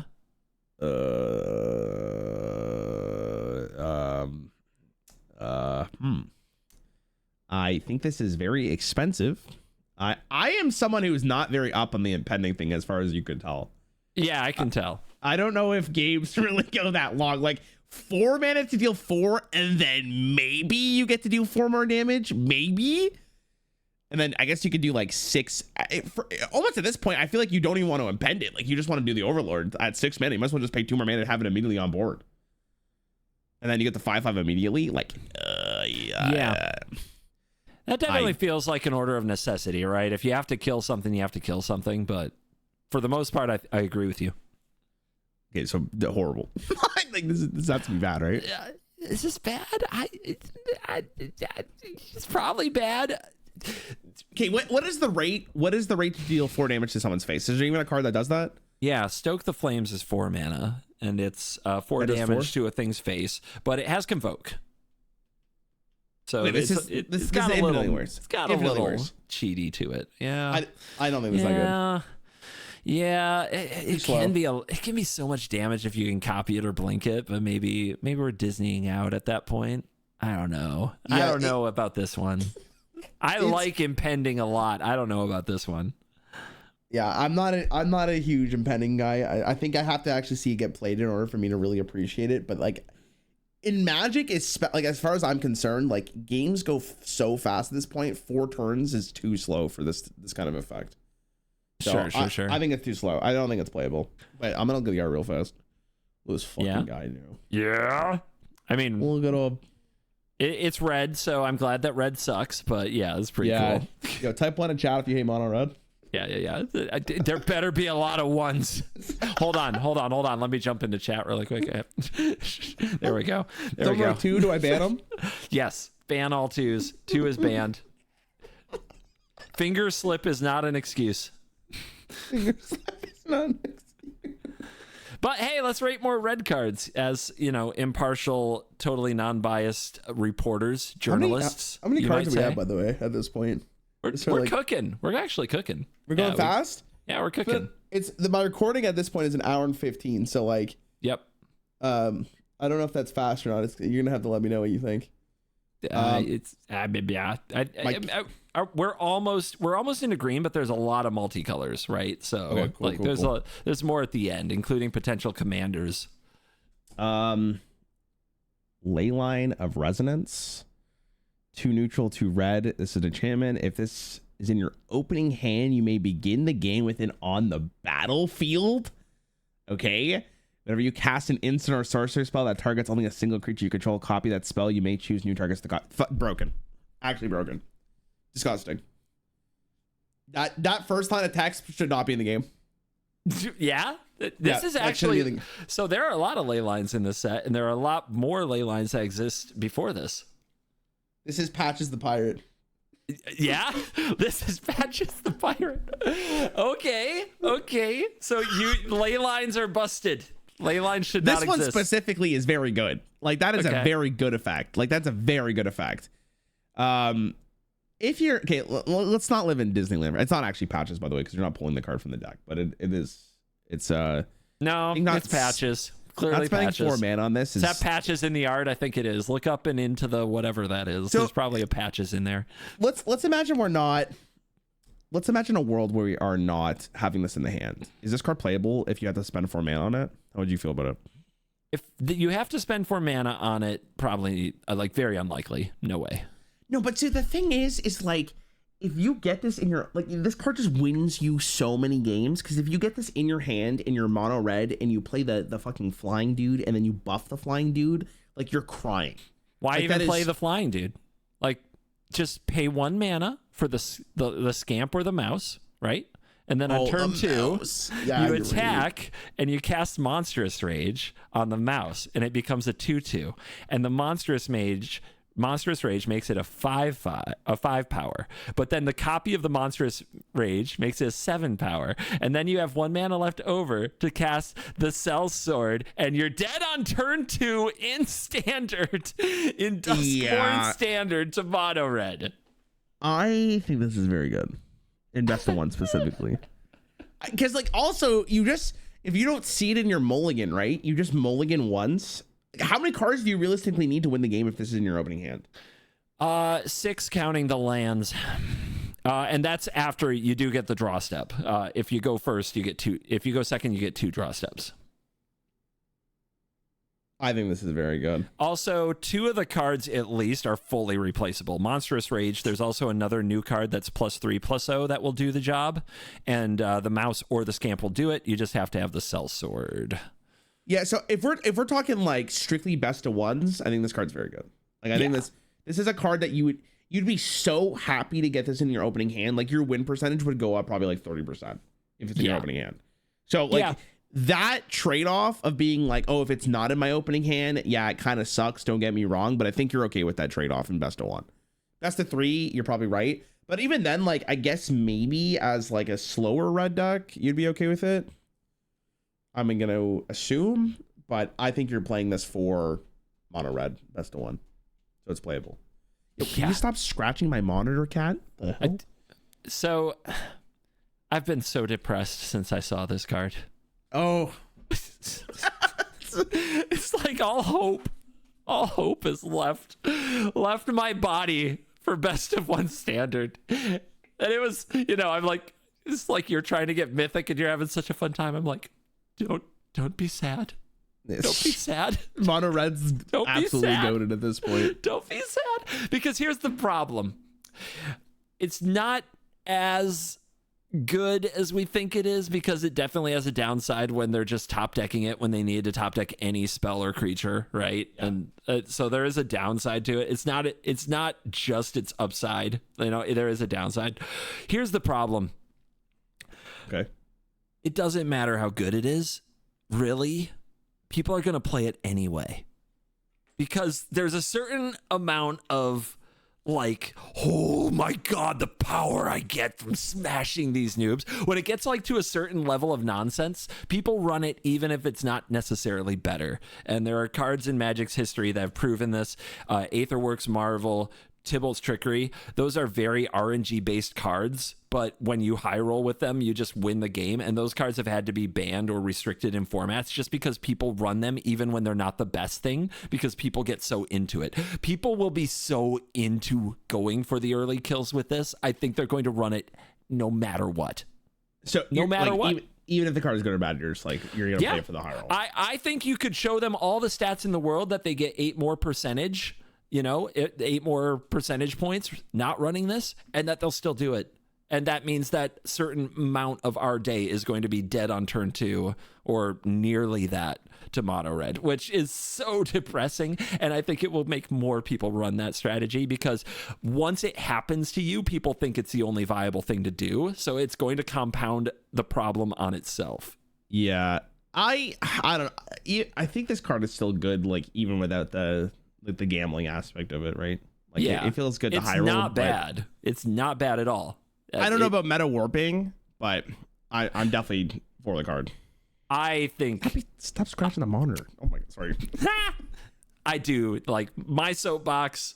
I would go on forever, but I do think that this card is going to compound the mono red problem, because the more mono red decks that are out there that only run pump spells and this, which is already really popular in the meta, the more of those are out there that like they actually get worse when they actually seem better, because when they play against each other, like, the person who has the ley line is probably going to win, and there's not a lot of interaction, so their own win rates go up. People see more of it, so more people play it. I think it's actually going to make the problem worse, and I hate that. I hate that so much. Yeah. So I guess the question is, do you think this would ever be banned just because of the way it interacts in the game? I will not disclose the amount of money I would pay to see this banned. It'll be interesting. I do think it's gonna get played. I do think it's playable. I do think I could see it. It is a cool card. Not a cool card. Sorry, very very high rolling card that people are gonna like to play with. There's a chance. I think that I think that the chance is way more than non-zero. I think it's probably in the 30s or 40% that this card is banned in best of one. And there's only been one other card in standard best of one that I know of that got banned. Okay. Yep. And I think this might be number 2. I'll trust you. See. We'll see. I mean, it's possible they don't care about standard at all, best of one in that way at all. And that wouldn't surprise me either. Well, I don't know if it's the most popular format in the world. I'll give you an example. Okay. There's a card right now in Hearthstone called Skyla. And what it does is it swaps the cost of your highest cost spell with your lowest cost spell. And what that card does is makes a 10-mana spell cost 0, virtually what it does. It is the best thing one of the best things you could be doing. Is it absolutely broken? No. But is it fun to play against? No. It's fucking miserable to play against. It's one of the least fun things I think I've played against in Hearthstone in a while. So like at that point, it's not even like the win rate. It's just the play pattern. And like, is that going to stop people from wanting to play best of one, which is arguably their most popular format on MTG Arena?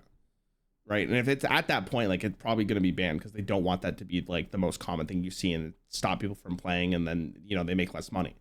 Yep. Unless people are playing. So I can see it being banned. That's the reason I say it's a non-zero chance. So we'll see. I hate this card. I hate that this card exists. I agree. This line of text should not be on a Magic card ever. Yeah, we've learned too much from Hearthstone. Like having certain cards in your mulligan is just fucking miserable. Like Patches is a good example of that. Hearthstone player tries to teach Magic that ley line text bad. Oh goodness, let's read this card. Okay, all right. Do you want me to? I just have to pull it up. Hold on, I can read it. Oh, this is a sick art. What the fuck? Yeah. Oh my god. The Roller Crusher Ride. Delirium. This is another keyword for the set, I'm guessing, right? It also explains what Delirium is in the text line. So you'll get to it. I assume, but I was just asking, is this like is this a Duskmourn only thing? Okay. So it's X mana, 2 neutral mana, and 1 red. If a source you would control deal non-combat damage to a permanent or player, well, there are 4 or more card type among card types among cards in your graveyard. It deals double that damage instead. I don't know why that tripped me out. Then just because it does say deal. If a source you control would deal non-combat. Oh, it's fine. It's fine. When the Roller Crusher Ride enters, it deals X damage to each of up to X target creatures. If you would, I gotta read Delirium again. If a source you control would deal non-combat damage to a permanent or player while there are 4 or more card types among cards in your graveyard, it deals double that damage instead. That's extremely interesting. So card types, like we obviously, I think you've told me this before, but I'm just gonna go like enchantment, artifact, creature, like that kind of stuff, right? Yep. So how good are red board wipes? They're not as good as traditionally. They're not as good as black or white board wipes, and they usually are some amount of damage based. But they're not bad. Like, so Brotherhood's End can deal for 3 mana, 3 damage to all creatures. So wouldn't you rather just play that? I suspect. Okay, so I've had an unfair advantage because I've had this on the battlefield a few times. I've played with and against this card a few times now. Okay. I found that while the ability to kill one or things was useful, the Delirium ability can get really nasty because it's all damage sources, all non-combat damage sources that you deal as long as this is on the battlefield. Okay, so I'm imagining this like you need to play this card and then you get to deal with target creatures, but then you also need to spend the mana on something else. So you're saying there's a good chance, there's a more than likely chance that the Delirium effect will be good enough to win you a game as the game progresses. I think, it's definitely not a thing where on curve it's very good. It's definitely a thing where like you play this at some point in a battle for the board kind of ongoing game. It's probably an inefficient turn when you play this because it is really expensive. But then your future turns start to get really like the damage stacks up really fast.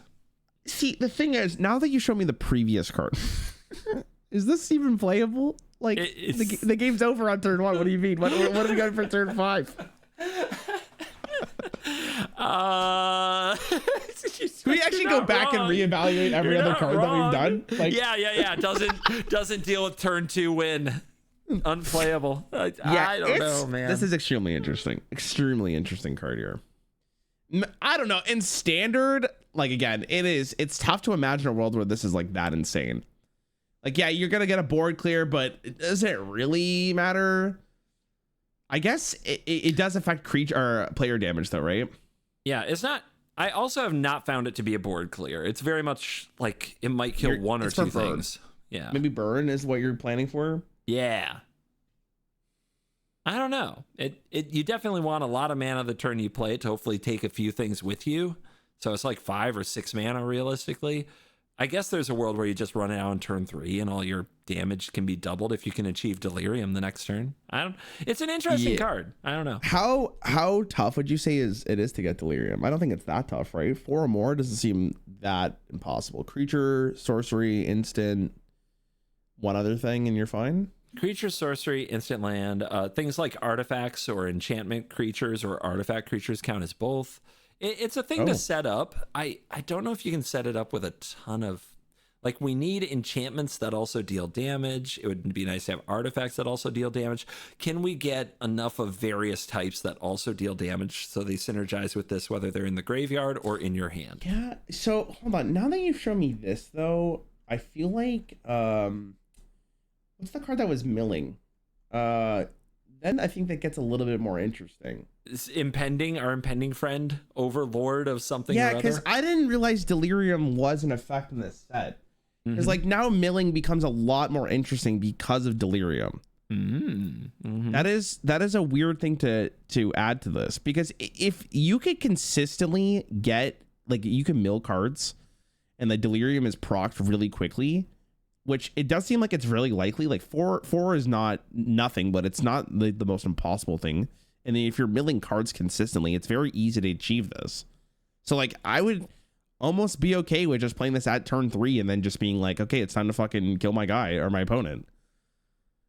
I don't know. Yeah, Like, the damage could stack up fast. Yeah, I've seen it stack up fast. It adds a weird element to the game. Like it really does. I kind of initial glance I wasn't feeling it, but I mean maybe the delirium is actually like not as hard as I'm thinking it is to achieve. Because like yeah, like I guess like dealing X damage is cool. That's fine, but also the game's over on turn 1. So what are we even discussing here? I'm really on the fence with this one. If it didn't see any play, like it wouldn't surprise me. It's definitely something that might like take up a sideboard slot or 2 in like a competitive deck, and then people give it more look. But I don't think that they'll be looking at it much out of the gate. I guess we'll see. Yeah, I'm definitely like it could be playable. I don't know. This is another one of these cards that like if there's a deck that can support this, it probably is one of the best cards in the deck. But it needs that archetype. It really does need it. It'll be interesting to see what happens. Ooh, let's check this card out. It's more red. Oh my god, more red. I didn't realize you're such a big fan. I'm not. Don't you believe in knowing your enemy? Yeah, you're right. You're actually right. Screaming Nemesis is a crazy looking card. Okay. Okay. You want me to read it or are you reading it? I'll read it. All right. 2 and a red. 3/3. Creature spirit, mythic with haste. Whenever Screaming Nemesis is dealt damage, it deals that much damage to any other target. Oh, God. If a player is dealt damage this way, they can't gain life for the rest of the game. Thanks, I hate it. Thanks. That's the line of text right there. Ew. And it has haste. So you have to deal the damage that way. So as in a redirect, right? Damage has to be dealt to this. So then you deal damage with the redirect. And if you do that, then they can't gain life for the rest of the game. My understanding is if this attacks and they don't block it and take it, the no gain life thing hasn't happened yet. Does that make sense? Yeah, I'm just...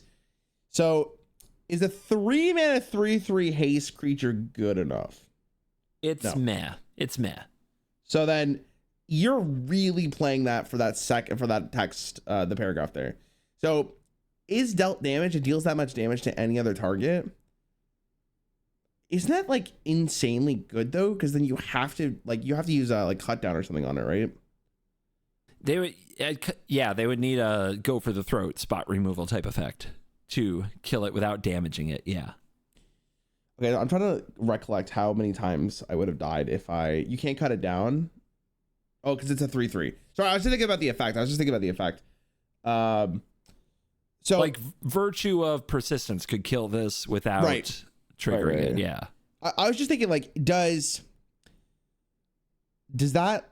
games often, when you lose more games, I guess you would lose a lot more games if you couldn't heal. Like I'm trying to think of like the amount of matchups I would have lost if I couldn't heal. That's such an interesting line of text. I haven't seen that before. Me either. This is the first time you're seeing this? Yeah, we got a new effect here, baby. Oh my god. It's so interesting because like even the blocking aspect of this makes it you can do it, right? Mm-hmm. Oh my god. You can also target it with your own burn spells to create the redirection. That's really good, isn't it, too? Yeah, because red likes those. Yeah. If you target this with a shock, when mana deal card. 2, then it goes to the opponent's face and they can't gain life ever. I actually hate this card so much. This is something I don't want to see ever in my life. Because it is not really a downside, right? The only downside is that you're paying for a 3-mana 3/3 with haste, which I don't even think is necessarily that bad. It's just not great stats for what you're paying for. But like, I mean, that redirecting is insane. Like you need to, if you're a deck that like needs to heal, like your whole game plan is shut off. They can actually just do this against you. And that's a pretty wild. That's a pretty wild thing to say for a pretty easy card to fit into like the best deck that's going to win on turn 1. So, I think it's playable. I don't know about meta defining, but I do think it's very, very interesting. Yeah, it also works really well with the roller coaster ride. Coaster ride. It does. You can just deal a point to this with the roller coaster ride, and that will trigger and no more. You know, you can hit this with things that can't hit face, and then the damage will go face. Like you can target this with a chainsaw. God. No, because so the worst thing about this card is you're paying a 3-mana 3. You're playing a 3-mana 3/3 haste. Yep, that's the there's worst thing. Infinite upsides. No, this card's very good. This card's playable for sure. There's no way it's not. This seems so stupid. Yeah. The poor bats. Shieldred's half of what it used to be. I don't like it. It seems good. It seems good. I think the best of one deck might just be so fast it doesn't need this. Yeah, like it might be so much faster than even the life gain deck can deal with. Like good mono red players are like actually running over my bats decks just because the power output is so much higher than the life gain output. So this might be like a sideboard card in best of 3 is like this. That's my read on this for mono red. Sideboard and best of 3. Yeah. Okay. So, but what if you don't play it in mono red? Like so, I'm thinking. There are various other decks you could play it in. Yeah. Because I was thinking with the roller coaster thing we just saw, like that's not going in mono red. I'm pretty sure. Like you're playing that in a different deck. But then all of a sudden you have a bunch of cards that end up being really good for Screaming Nemesis with that roller coaster ride thing. Yeah. What if you don't play it in general? Yeah, I mean, I won't be playing it. I'm down if you guys all want to not play this. Now, I think that there's a chance that this isn't as good as it looks. It has a flashy line of text. Maybe it's more Disneyland than you think it is. I don't, but I don't know. Imagine this reality. Okay, you play roller coaster ride. The second text says when this enters, it deals X damage each up to X target creatures. Right. So you could target this thing with the delirium, and all of a sudden now that goes face. Yeah, that seems like a pretty good just like combo. You're dead. Yeah, you broke it, dude. Build your Screaming Nemesis Roller Crusher Ride deck for early access, dude. Let's see it. Bring it. Show Magic players how it's done. Let's go. Yeah, dude. Don't worry. I'll put enough land so I just get flooded every game. Will be great. I think it's good. I think it's gonna get played. I'm curious. Do you know like what you talked about that about the combo with this and the ride? Do you know that when the delirium's active, it like quadruples because it like deals double to the nemesis, then the nemesis redeals, so it deals double. You could do both to the target creature. No, that seems insane. That actually seems fucking insane. No, this has to be, bro. This has to be playable at something. This has to be. This is such a crazy looking card. It's not even mono red. Like it just opens up so many different win conditions. We did it. I can't believe you're such a red mage. We got Rarran to Disneyland on red cards. Wait, you think this is a Disneyland card? I don't think this is going to see that much play. I don't think it will.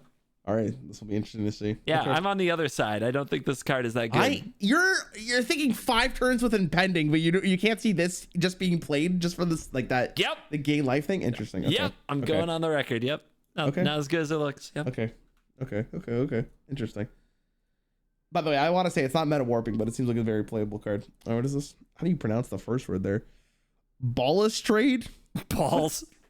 What is this, by the way? A worm. Balustrade. Oh, he has like a deck on him. That's what he's doing. Okay. He does have a nice deck. 3 neutral, 2 green. The spell can't be countered. Trample and haste. Delirium. 2. Wait. So this is a different delirium requirement at this point. 2 neutral, 2 green. Return the worm from your graveyard to the battlefield with finality counter on it. Activate only if there are 4 or more card types among cards in your graveyard. It only has a sorcery. So you could only use the delirium effect if you do have the prerequisite, but then you have to spend 4 mana to actually put it back. Yep. On the battlefield. Okay. 5 mana 5/5 with trample and haste that can't be countered. Is that a good rate? It's not terrible, but it's not great. Really? Okay. I can tell you right now, 5 mana 5/5 with trample and haste in Hearthstone, like trample and charge, I guess, would maybe considered being played in Druid. Yeah. It's on that line, you know. It would need to have more going on. Like a generic 5 mana 5/5 trample haste wouldn't get played in current Magic, I don't think. I get you. Okay. So then you could also bring it back, and then you could pay 4 mana to do 5 damage again. I think the real I think the real spice here is that the delirium cost is lower than the mana cost.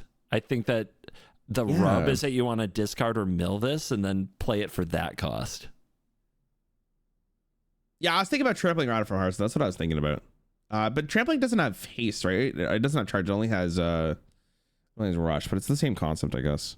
Mm-hmm. I don't know. I kind of like it.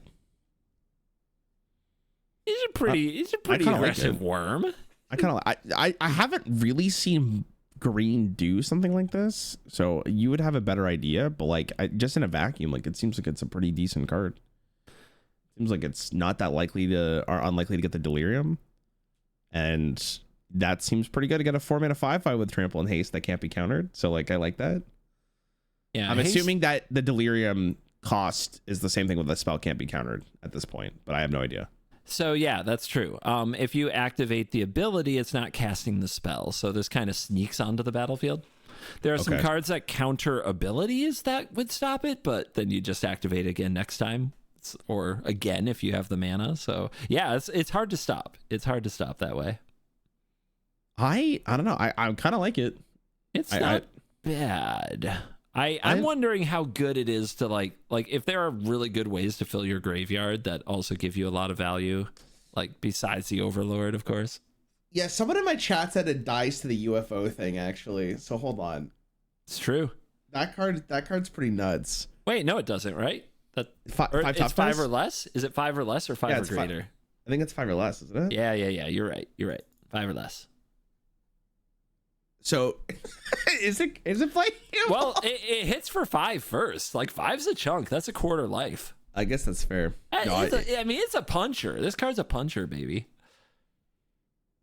I don't know. The fact that you're not like super up on this card makes me believe it's not very good. Like you need a very specific reason to want to play this. It's hard for me to be super up on green. Green has been down bad for a while in standard. It's just been kind of a slow color. Its identity has been kind of thrown around. It was supposed to be the good rates, good creatures color. And the problem with that is like everything that like a red deck plays just outscales it because of they just throw all their, little buffs on their creature, and the green creatures are like, well, I can't even block. My life sucks. I'll make a claim here. Mm-hmm. I think Vox is going to think this card's very good. Vox is gonna love this card. Yeah, I just don't see this in standard. There's no way. I think it might be a sideboard card that can't be countered. Like if you know you're playing against a slower deck and you just want a threat to actually hit, like I think this might get some play there. Okay. Maybe maybe a one of, but I'm not up in this card. It's the fun of, baby. It's the fun deck worm. It's fucking. Let me teach you about. Whoa, what is this? Haunt Woods Shrieker. This is. Oh, sorry, hold on. Let me get on the screen. Go for it. 3 mana, 1 green for a 3/3 beast mutant. It's a mythic. Whenever it attacks, manifest dread. 1 and a green. Reveal target face down permanent. If it's a creature card, you may turn it face up. Whoa. That's kind of sick, no? Every time you attack, you get a 2/2 that for 2 mana, maybe if it's a big old monster, you turn face up. That's mana cheating at literally a critical mass. That seems very good. Yeah? I'm in. You're in? Get me in there. Think this card's good? Gonna see a lot of play? Okay, what? So hold on. 3 mana to get a 3/3 on board. Then you're like, okay, it attacks. You get the 2/2 guaranteed. So then it needs to you can't activate the second thing as a instant, right? It has to be a sorcery. You can. You can? Yeah, instant speed, yeah. So you cue the attack, you then see what the card is, and then you can decide? Yeah. Isn't this just insane? Like am I losing my mind here? Like this is mana cheating. Could be, yeah. This isn't like you have to kill this. Like you have to kill. You can't leave this up. This is a must kill card. You have to kill it. You have to kill it. Interesting. Wait, what do you think of it? I'll tell you in a second. This is busted. No, that's my thing. You have to kill the card. Busted. All right. This. Sorry, we're already dying on turn 1. Sorry. I'm definitely gonna get on the other side of that argument because I don't like this card. Interesting way. This card is good. It runs downhill very well. You know, you play it and you start attacking. It's going to be busted and limited. Voxy will also love this card. If you are playing something on turn 3 in standard, basically everything that is a 3 or 4 drop in current standard, because of the size of the format and the speed of the format, is a must remove. Like, it feels like every creature you play. And I don't think this one holds particular value over others. And I think it has a very, very dangerous downside. The downside I see with this card is what's called the chump attack. The chump attack is when you attack knowing you're going to die. Now, okay, sure. So you have to attack with this to get the trigger. If you are attacking into a Preacher of the Schism, which is a 2/4 death touch, the death touch 2/4 will kill it. If you are attacking into a Children of the Apocalypse, the 4/5 will kill it. If you are attacking into, I don't know, name all kinds of other similarly costed cards, it will die. No, see, here's the thing though. This is the class that ramps, right? So if you get one mana ahead, this is a card that can seal the game. Like if you get one trigger with this and that creature is ginormous, like you could win the game on the spot. That's the thing. You need a ginormous thing in your top 2 when you manifest Dread, right? Is there a 1 mana ramp in standard? No. Like there's okay, then unfortunately this card might be too slow then. There will be in 2 months. They've already announced it. In 2 months. Okay. For now, I agree with you then. This card's bad. Let's refer to this card back in like 2.5 months and let's see what's happening with it. Because when we review Llanowar Elves, we're going to have to re-review every green card in the format. Yeah, because the 1 mana ramp card actually makes this significantly better. Like if you can go 1 into this, like you're pretty stoked. So maybe what we're saying is Llanowar Elves is busted, but Hauntwood Shrieker might not be. Well, it's the same thing with there's the Druid tax in Hearthstone, which I imagine is almost the same thing for green in this game. Yeah. Cards are bad, but then you have to put an asterisk because like, oh, Druid can ramp. So hold on a second. Like, is it playable in Druid? Yep. It's almost the same concept here. Like, yeah, this card may be too slow in other things, but if I get a 1 mana ramp, like, then we're talking. Because this allows you to cheat off a really, really big creature pretty fast if your deck has a good enough density of them. So let me pitch a card to you, because this card exists. It is 3 mana, similar cost to this. And let's assume we're playing mono green, okay? Only green cards. It's similar cost to this. It's a 4/5. It has reach. And when it dies, you make 2 3/3s potentially. Sound good? I don't think it's actually as good as this one.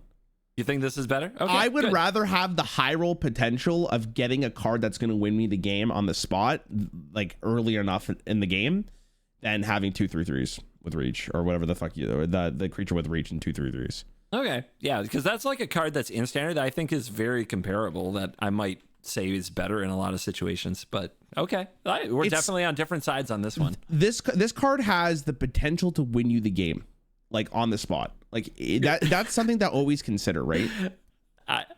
I'm curious. Like, see, that's the thing. I don't think you're wrong. I'm curious what creatures go in a deck like this that flipping over is like, gotcha. You know, you gotta remember, I'm curious. I don't know every card in the standard set, right? So I'm gonna assume that there is a card in the game that you'd be super fucking happy to cheat out, like super happy. And I'm sure there's more than one, but if you do hit one of those creatures, you would probably be pretty happy, and you're probably going to be significantly ahead of your opponent. And that would probably get you into a position where you might win the game on the spot. But I have no idea what creatures are there. If there's not a creature that you want to cheat out like this card's obviously just useless. So you wouldn't play this card. But I'm going with the asterisk of like, there is something that you would be really happy to cheat out. Multiple things, I should say. Yeah, I would agree. I feel like there needs to be another way to cast them reasonably. I don't know. I'm not a believer. I have no belief in this card. I think this is going to be a bulk mythic. I will say with you right now that I think currently I don't think it's playable. But we'll see about this card when you get a 1-mana ramp. No, what I heard is this card's busted in format redefining from you, and I think that these extremes are good for content, so I'm gonna go with it. Okay, sure. You're gonna cut out everything else I said. All you're gonna see is Hot Wood Shrieker busted auto include super AI generated voice. By the way, paw guys. Yep. Okay, what is this? Hedge Shredder? What the fuck? I thought this was a spider when you first linked me it.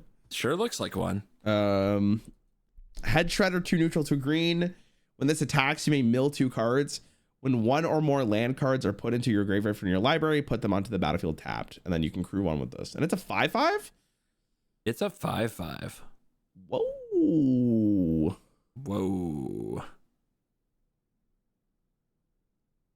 It's a heck of a rate, kind of huh? juice. It's kind of juiced up, right? Like it's pretty juiced up. Yeah. 4 mana is kind of steep, I guess. But so remind me with crew, if my creature can attack and I play this, I can attack with this immediately with the creature that crewed with it. I can attack with this immediately with the creature that crewed it. Okay. If you crew this the turn you play it, it becomes a creature. Becoming a creature, becoming a creature means it has summoning sickness. Okay, I just want to verify that. Okay, so this card's a little slower then. Now I'm not as up on it.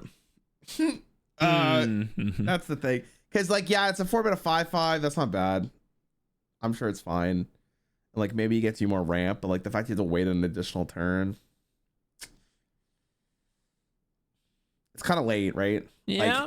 It's a little slow. I think one of the interesting lines, it does kind of enable its own thing with the attacking and milling 2 cards, but it does say whenever 1 or more lands are put into your graveyard from your library, put 1 on the battlefield tapped. So if you set up other milling effects, you could be ramping out a number of lands while filling your graveyard. It's not even 1 per turn, right? It's all of them. Whenever 1 or more land cards are put into your graveyard from your library, put them on the battlefield tapped. Yeah, there's no once per turn, so separate instances of mill could result in you getting more and more lands. Is that enough to push a super late game green deck? It definitely can get a lot of lands on the battlefield. What do you do with all that land? Yeah, you need to spend your mana with all your lands. I don't know. It could be cool. Again, I feel like you made me question how much late game prowess there truly is with green. So if there's not something you're really wanting to ramp to, does this do enough? There is a card called Spelunking that is an enchantment, and it lets tap lands enter untapped. And it's not a bad card. It's 3 mana. It draws a card when it enters. So there's combo potential there if you can come up with a loop that every time, say a land enters, you mill, and then you hit another land, and you're kind of making mana. You can kind of get out all your lands, maybe. I don't know, but that sounds extra Disney, right? That sounds Disney. That sounds Disney. Yeah, I don't know. There's the lizard that does 1 damage to the opponent whenever a land enters with Offspring, right? So you can have 2 of them. So that could be a win con. That could be an end the game combo. You think actually? Yeah, it's only 1 mana for that lizard or 3 mana for the Offspring. That's pretty cheap. Interesting. Interesting effect. It's interesting. I don't know. I'm not saying it's unplayable, because it is potentially decent. It's just not something I think that's gonna break the game, right? Alrighty. Well, we'll say role player if that deck has the support. Maybe it sees some play. Interesting. Yeah. Okay. Let's finish the Overlords. Are you ready? Yeah. Oh my god. Wait, I've seen the art for this card. I haven't read it though. Hold on. It's so creepy. Wait, let me zoom in here. I can't wait to see it in real life, to be honest. I'm so excited. Have they showed the altars for these yet? The whole set should be live today. That's why we get to review this. Oh my god. It should be out. Yeah. All right, I gotta look at this after this.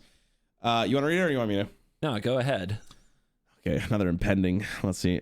Smash? Okay, let's relax. Overlord of the Hotwoods. 3 neutral, 2 green. Whoa, calm down, you smashers. All right. Impending 4, 1, and 2 green. Okay, so it's the same thing. Okay. When Overlord of the Hauntwoods enters or attacks, create a tapped colorless land token named Everywhere that is every basic land type. Okay, hold on. That's kind of cooking. Three mana for to get a land is not bad. And then 4 turns later, you get an additional one and you get a 6/5. And it's any color? Yeah.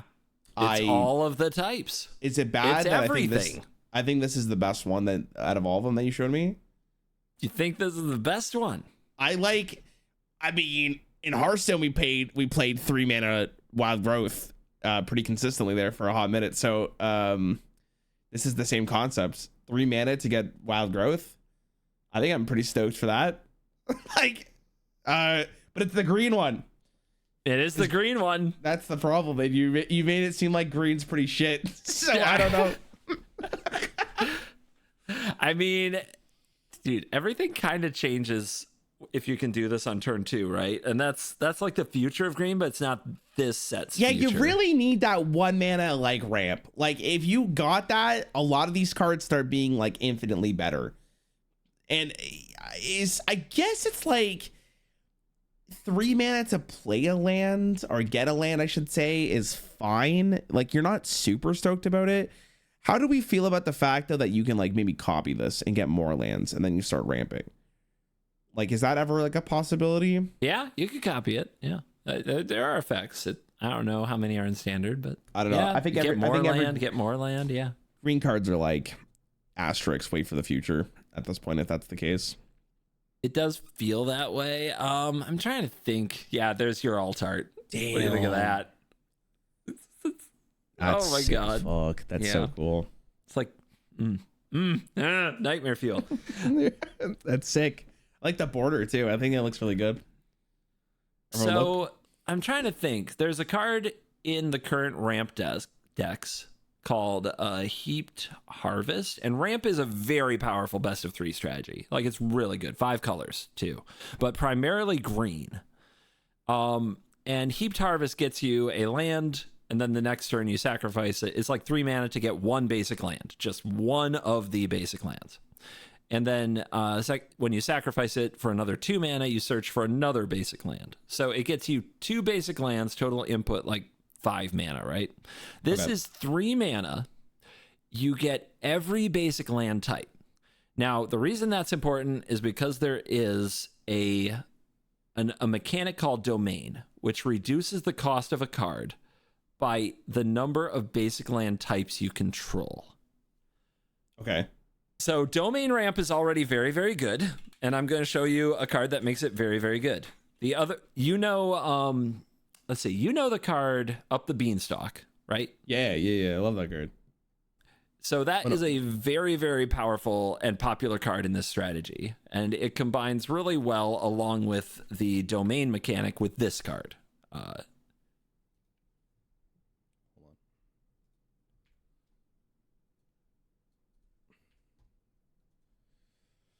5 neutral, 1 white. Flash Domain. The spell costs 1 less to cast for each basic land among the lands you control. When this enters the battlefield, exile target non-land permanent and opponent controls until this leaves the battlefield. So this catches you back up while you're ramping? Yeah. It's one. If you have every type, such as what an everything land would provide on its own, then for 1 mana, this is instant speed, exile any non-land. And it plays well. Does that proc the Beanstalk? It does. Okay. Maybe we cook. Hold on. A dream? It's there? No, I don't know. I'm still iffy on it, to be honest with you. I do think the card is playable at some point. A lot of these green cards are like super asterisks because it's like at some point the critical mass is going to be there for a lot of these cards to be very playable. All right. I'm not going to hold your hand no more. I'm telling you, the deck that is already winning is already a format winner. All right. That it's running a more shit card at 3 that tries to do the same thing. No, I'm kidding. Okay. I mean, okay, if you say it like I'm kidding. Yeah, I hear you. Okay. I don't know. I just feel like it's probably fine. And I do think the effect is good. Like I brought up the wild growth thing, right? Does the appending also trigger the beanstalk? Yeah. It does? Yeah. We're it kind of does. Then. Hold on, we're kind of. It does. Like turn the 2 beans, turn 3 goated. this. Yeah. Yeah. Yeah. Oh my God, right, that's true. Beanstalk into this could be nuts then, right? I can see it. And then you can Sunfall the next turn. Pog, let's go. All right. No, I do think that I think this is the best one you showed me by far. I like the ramp. I think it's good. I like ramping. Druid strikes again, baby. Druid is the best class in Magic. It's facts. No, I agree. I think that just like the deck that is going to play this already was playing something worse. This is, in my opinion, an upgrade. It may not run 4 of them, but the double green can be a little hard, but I think it's going to run like 2 or 3 every time. I think so. I agree. Yeah. I agree. Okay. Yep. Cool card. Ah, so cool. I hate ramp too. But ramp in best of 3 has been around for years at this point, and I wish it would go away. But, you know, it'll never go away. Something's got to win. Something's got to win, so it's fine. Ramping is the greatest thing you can be doing every single time. Okay, So you got this one? I got this one. Tyvar the Pummeler. I almost said plummeter.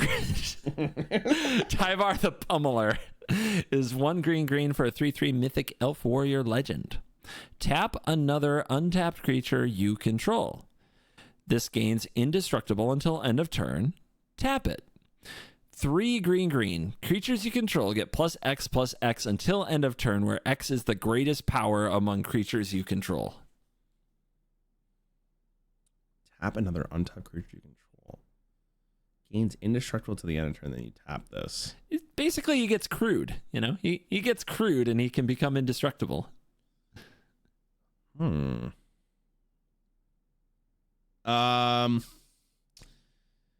Yeah, so I don't think this is that good. I'd rather run Gliss or whatever the hell their name is. The Death Touch lady. Or Yeah. whatever it is. But this like, can beat Glissa in combat. What You do tap mean any combat? creature. You tap any creature and the Death Touch won't kill Tyvar, and then Tyvar will kill Glissa. Oh, okay. What if you have no other minion though? Well, then what are you doing? Like, you got to play this with like 30 minions, obs. Yeah, you're right. Deck building, yo. I don't know. I don't. Yeah, I'm gonna go with Glissa, I think, over this one. The effect is instant speed. Is that true? Yeah, you can do it in response to removal. Okay. Hold on. Yeah. We might be back. Everyone, hold on. That's kind of crazy. Is it crazy? Is it crazy? What do you think? It's a good ability. I mean, indestructible is not bad. If you do, I mean, I guess in that regard, it's kind of nutty. Because like now your opponent doesn't ever want to block this. Now they're gonna be scared to swing because this never dies. Like you always get to block something. If that's an instant speed, I think you could maybe cope with this. Because then you also get the additional benefit maybe later on, and then you also have a reason to like ramp more into bigger stuff. Because then you get like an indestructible big powerhouse. No, I don't think. No. I'm coping. I don't think it's that good. I think this is a better card. I don't like this card either. I'm trying to walk myself through it. Like I don't like this card either. As I'm saying it out loud, I'm like, I still don't think it's that good. Yeah. Having another creature around to tap it is really awkward. And then like if you tap it to save in combat, and now they respond with a removal spell, now you can't do anything about it. Yeah, the way that it stacks up just doesn't seem good. This card is pre-ordering for stupid prices, like $30. Like it's absolutely wild. Why? But you know, I'll tell you why. It's an elf. Okay. Commander.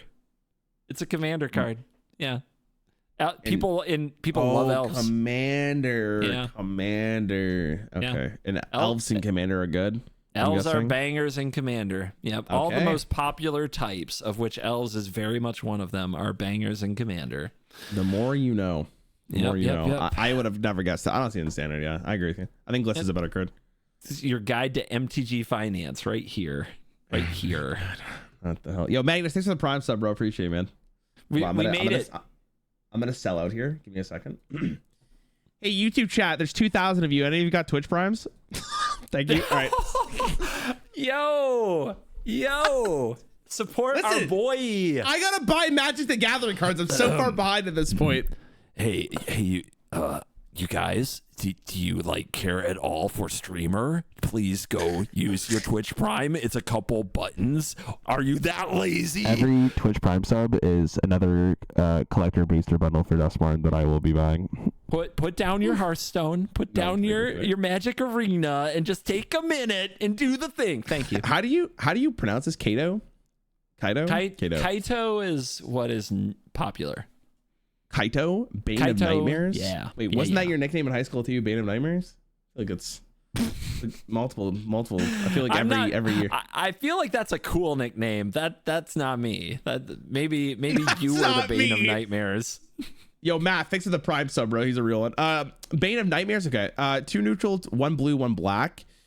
Okay, this is a keyword that I saw like last year when I tried Magic for the first time, and then people yelled at me because I didn't understand what the hell it meant. Ninjutsu, I think that's how you say it. 1 neutral, 1 blue, 1 black. Return an wait, is it 2 mana or is just the brackets is like the same mana cost? They're right. You don't understand what it says. Shut the hell up. Return an unblocked attacker you controlled your hand. Put this card on the battlefield from your hand, tapped and attack. No, I remember like you do the attack and then it gives you the option like put this card on the field. I don't remember it bouncing back to the other dude, but I remember like it gets to attack and you felt so sick about it. I felt so cool when I did it the very first time, and I did it I think unintentionally, and I won the game because of it. It was pretty sick. You should have been there. You ghosted me that year. It's fine, whatever. During your turn, as long as Kaito has 1 or more loyalty counters on him, he's a 3/4 ninja creature and has hexproof. Okay, pretty sick. 1 more counter on him. Hold on. What is the counter something else? He gets later. You get +1. You get an emblem with ninjas you control. Get +1/+1. So the +1 is a loyalty counter. So when it goes to 5, you get the thing. Is that what you mean? So it says whenever it has 1 or more counters. Like you were asking about when this has counters on it, the loyalty counters, like a +1 adds a counter. The 4 it enters with are loyalty counters. Those are counters. Okay, so that's pretty sick. So he has hexproof and he's a 3/4 ninja. Mm-hmm. Wait, so that means can you also? Okay, I'm actually not aware of this at all. But does that mean he can attack and use one of his abilities in the same turn?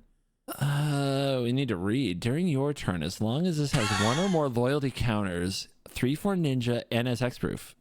Yeah. I don't know if he taps. It's a creature, but it still has its abilities. Yeah, you can use the ability. That's kind of sick. Okay. Yeah. So +1, you get an emblem with ninjas you control. Get +1/+1. So that means he's also a 4 or 5 on your turn. If you use the +1, okay. 0 mana, you survey for 2, and then draw a card for each opponent who lost life this turn. -2, you tap a target creature, put 2 stun counters on it. So you can't use the abilities at instant speed. You can only use them at sorcery speed unless they say otherwise. So makes sense. It's gonna be like, yeah, if you play this and plus it, yeah, it gets bigger, but as summoning sickness, if you ninjutsu it in, you can't use the +1 before the damage is dealt. That makes sense. That 100% makes sense. That's a really versatile card though, no? It's all over the place. It's kind of wild. Are ninjas good currently in standard? That's a great question because I'm pretty sure all of them rotated out with Kamigawa. So I don't even think ninjas are super supported right now. And by the way, I remember now, I did watch that video of you figuring out how to ninjutsu. It was kind of amazing. It's like we watched the life form crawl out of the water and stand upright. It was beautiful. What are you trying to say? Nothing. Go on. What are you trying to say? That evolution is a really fun thing to watch. That's all. Okay. I'm glad you liked it so much. Okay, anyways, if let's say ninjas are not in standard whatsoever, they're all gone. Yep. You play this card on its own. That's an interesting question, right? You get a 3/4 attacking creature when you ninjutsu it. Yep. and then you can use an ability immediately after. I kind of like that. That's pretty good. And pretty good. Yeah, I mean, if you're just plussing it, it keeps growing itself, you know? That's kind of wild. And then the 0 is not bad. Assuming you hit when you attacked with it, that's when you would 0. Surveil 2, draw a card. That digs 3 deep for whatever it is you need. That's really deep. That's really deep. Yeah, I mean, it's kind of sick. No, I think it's a good card for sure. Yeah. The Right? -2 of freezing something's really good because it ensures that you probably keep getting in. I don't know, man. It's pretty gross. I actually think, yeah. I'm gonna also say this. I feel like the art doesn't really match anything else we've seen today. Feels like it's from a different world. It But is. maybe It's from walked over from Kamigawa through an omen path, but it is in the house. You can just kind of see the house back there, but it's definitely a different art. you still see the house. Oh, yeah, that's what house. this is. So Duskmourn is a plane that the entire plane is a haunted house that is possessed by a demon who lives in the house that is consuming the whole plane. Okay, now when you say plane, what is that? Like a dimension? It's like a planet. Yeah. You're one of these days you're gonna have to go through the entire lore of Oh, Magic the God. Gathering. 3 hours later, I'm gonna be like, what? Oh no! Oh no! Yes, I guess that's true. I'll start writing that video today. In 8 years from now, be my retirement. Just watch the Sprice 8 rack video. How long is that video? No! I'm keeping him. I'm keeping this idea. No, don't watch that. Don't watch that. Spice is great, but don't watch that. Okay, Everybody else can watch it. We're both in agreement that this is good, right? Okay. I'm wondering if it gets the spot because, like, what are you ninjutsuing back to hand to really make a lot of this? Do you have to thank you so much for ninjutsu the it subs. for it to be appreciate good? it. If you just play it for 3, it's for 4. It's like all right. If you ninjutsu it, it's really good. There's some cards, right? I feel like So yeah, Spyglass Siren, 1 blue, 1/1 flyer gets in there really well. Makes a map token when it enters, so it gets you value as well. Not bad. The bat, if you're down with bouncing your bat and giving them back the card for a turn to do this, you might be. I mean, it's that good, and not always is the card you take that effective. Okay. I like it. I think again this one's a little bit of an asterisk because like I think you're right. Like you do need a specific deck for it. Mm-hmm. You wouldn't want to just play this just as like a planeswalker. I think it might be too slow. But if there's a deck that wants to play this, it's probably gonna be one of the better cards in the deck. It seems good. Yeah, If that's the case. Blue-black tempos type stuff is already good. It's going to be hard not to run 1. I just think it has too much upside. It just has too much upside. I agree. Yeah. I agree. Yeah. It's a good card. Sweet card. We're going to stun stuff. It's going to be amazing. Number 1 stunner. Are we on blue now? We're on blue. Wait, no, you showed me blue cards. We're in multicolored. Oh, shit. Okay, Yeah, cool. we're doing it, dude. We're almost there. Chat, is this entertaining? By the way, do you guys like this? Like, is this something we should do more regularly? Maybe for the next Hearthstone set, I'll get you on and see what you think. Almost 1,900 people on YouTube bored out of their mind. Yeah, this is just background noise for people at work. Like, you could be watching anything in the world right now, but are you having fun? All right. Keep it listen, going. I want to make sure people are happy. Right? I'm a people pleaser. What is this? This isn't from the same set. What is this? Dude, we made it to the legendaries. This is what Magic is like with legendaries now. Zamone? That sounds correct. Yep. I feel like I'm pronouncing that wrong. All Nailed it. questioning.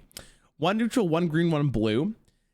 At the beginning of your end step, if a land enters the battlefield under your control this turn and you control a prime number of lands, create a Primo the Indivisible, a legendary 0/0 green and blue fractal creature token, then put that many +1/+1 counters on it. Prime numbers are 2, 3, 5, 7, 11, 13, 17, 19, 23, 29, and 31. What a card. It hurts my brain. I don't like it. I think it's unplayable. Your thoughts? You're done. All right. So you play this, and then you play a land. That would be 4. And it says if you control a prime number of lands, you get the fractal. Wait, so what happens if you have one of it. What if you have 32 prime or 32 lands? Like this card's useless. Yeah, it's useless. God, 32, so common. Okay. It's very unlikely with the number being 2. With Llanowar elves in the format in a few months, 3 is not out of the question. But more likely you're playing this on turn 4 and then playing like maybe you play a tap land or some other thing and you make a 5/5. Okay, so that is such a weird. So you can only get a 2/2, a 3/3, a 5/5, a 7/7, 11/11, right? I guess it. I don't know. What? 13, 13. Does that make sense? Cheat everything out, dude. Just cheat it out. Cheat everything? What do you mean cheat everything out? Oh, it only cares if it entered, not if it saw it enter. That's a great point from chat. That means when you play this on turn 3, if you played your land first, then cast this, you would still get a 3/3 on end step. Oh! So it is a 3 mana for a 1/1 cool. and a 3/3 when played on curve that can potentially make a 5/5, especially if you like ramp next turn. Then it makes a 5/5. You ramp again, 7/7. What's that dude called? Overlord, the Hauntwoods dude. This card becomes infinitely better with something like this. Sure. And so does the Spider Shredder thing, the vehicle.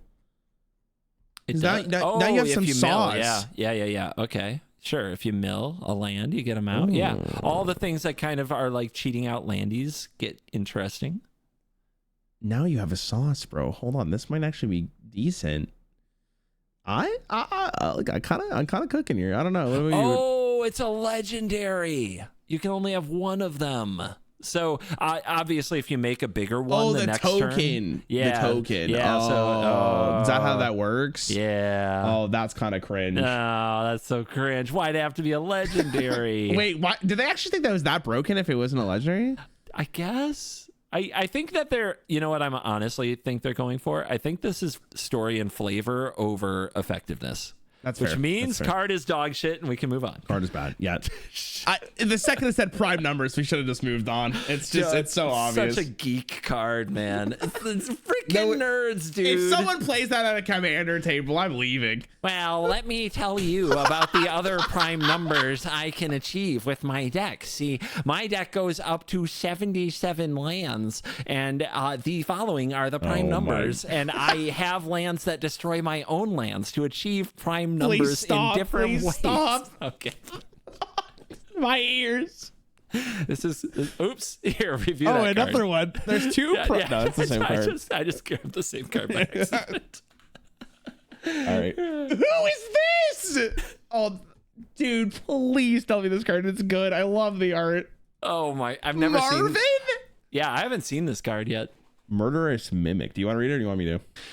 I'll do you the pleasure. You can just do react thumbnail faces. Okay. Marvin, Murderous Mimic is a 2-mana 2/2 legendary artifact creature toy, rare. Marvin, Murderous Mimic has all activated abilities of creatures you control that don't have the same name as this creature. Activated abilities? Activated abilities. Wait, that is so interesting. Oh my god. So activated abilities, let's think of some. One that is popular is tapping this thing for mana. Tap to add a mana, right? This would copy that from something else, another mana dork. It's stuff that you have to spend mana for. It counts as an activated ability, right? It's not like Sheo. It can be. So Sheo is a passive ability or triggered ability. It happens when something else happens. It says when or whenever in the text. Activated is tap to do this, pay a cost to do this. They usually have a colon. Yeah. What about planeswalkers? How does it interact with planeswalkers? A planeswalker is have activated abilities, but this is of creatures. Oh, creatures, you're right. So what about if with the ninja guy? You bring out Kaito. Oh shit. Judge, can I activate loyalty abilities with Marvin, Murderous Mimic if I have a Kaito on the field as a creature? Holy shit, is Marvin actually the sauce? Damn. Yes, you can. Oh, somebody says no. Oh my goodness. Okay. Wait, so if Marvin has loyalty, what is the loyalty counter at? Does it start at 2? Does it start at 4? I imagine it starts at 0. Oh, it starts at 0. Okay, interesting.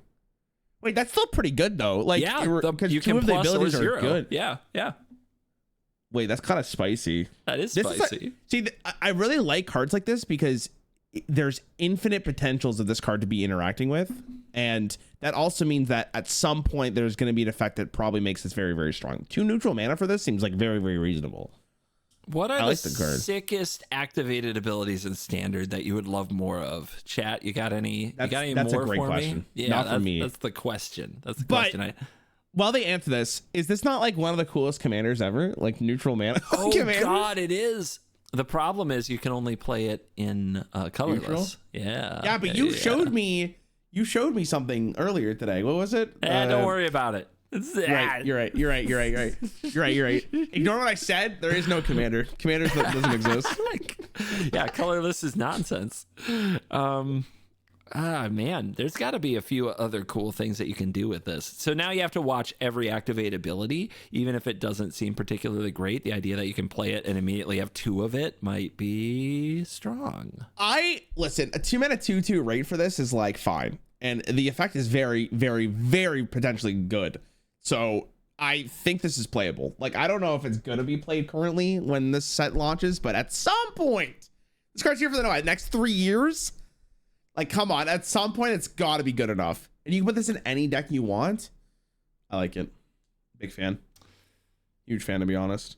Yeah, I don't know, man. Here's the plan. It's gonna go when green gets their 1-mana ramp. You play that into this, you're absolutely popping off. But then you could have just played a 2-mana creature that ramps. There's a million of those. But remember, this gets all of it. So like, not only are you getting the ramp, not only getting a ramp, when you ramp to your good card, you also get that on this. So yeah, if there's a good card with an activated ability that you ramp into and then can double down on, especially if you can do it the turn you play, that's good. Now I think we're in Disneyland. Dice to cut down. I think this is a commander card. I think that's why this card exists. I don't think that this card in Standard is going to have impact. I wouldn't be surprised if this never saw competitive play. Really? I love the card though. He looks so dope. That shit's crazy. I don't know. I feel like I would probably say not meta defining, but I do think there will be a point where like you'd be like, man, I really wish I could have another one of these abilities, and then this card comes in. There's a chance. I think the potential for this card is too high for you not to consider it at some point. Like it has to be something. It has like one card has to be so good with an effect like this. God, it's so bad if you draw 2 or 3 though, and you don't draw the thing that has the activated ability. So it might even only be a 1 of. Yeah. Maybe it's just a skill diff. Like, did you draw your 1 of on curve? Yeah. Exactly. Okay. I don't see it, man. I love it. I don't see it. it. Oh, I'm such a huge fan of it. All right. I think it's cool.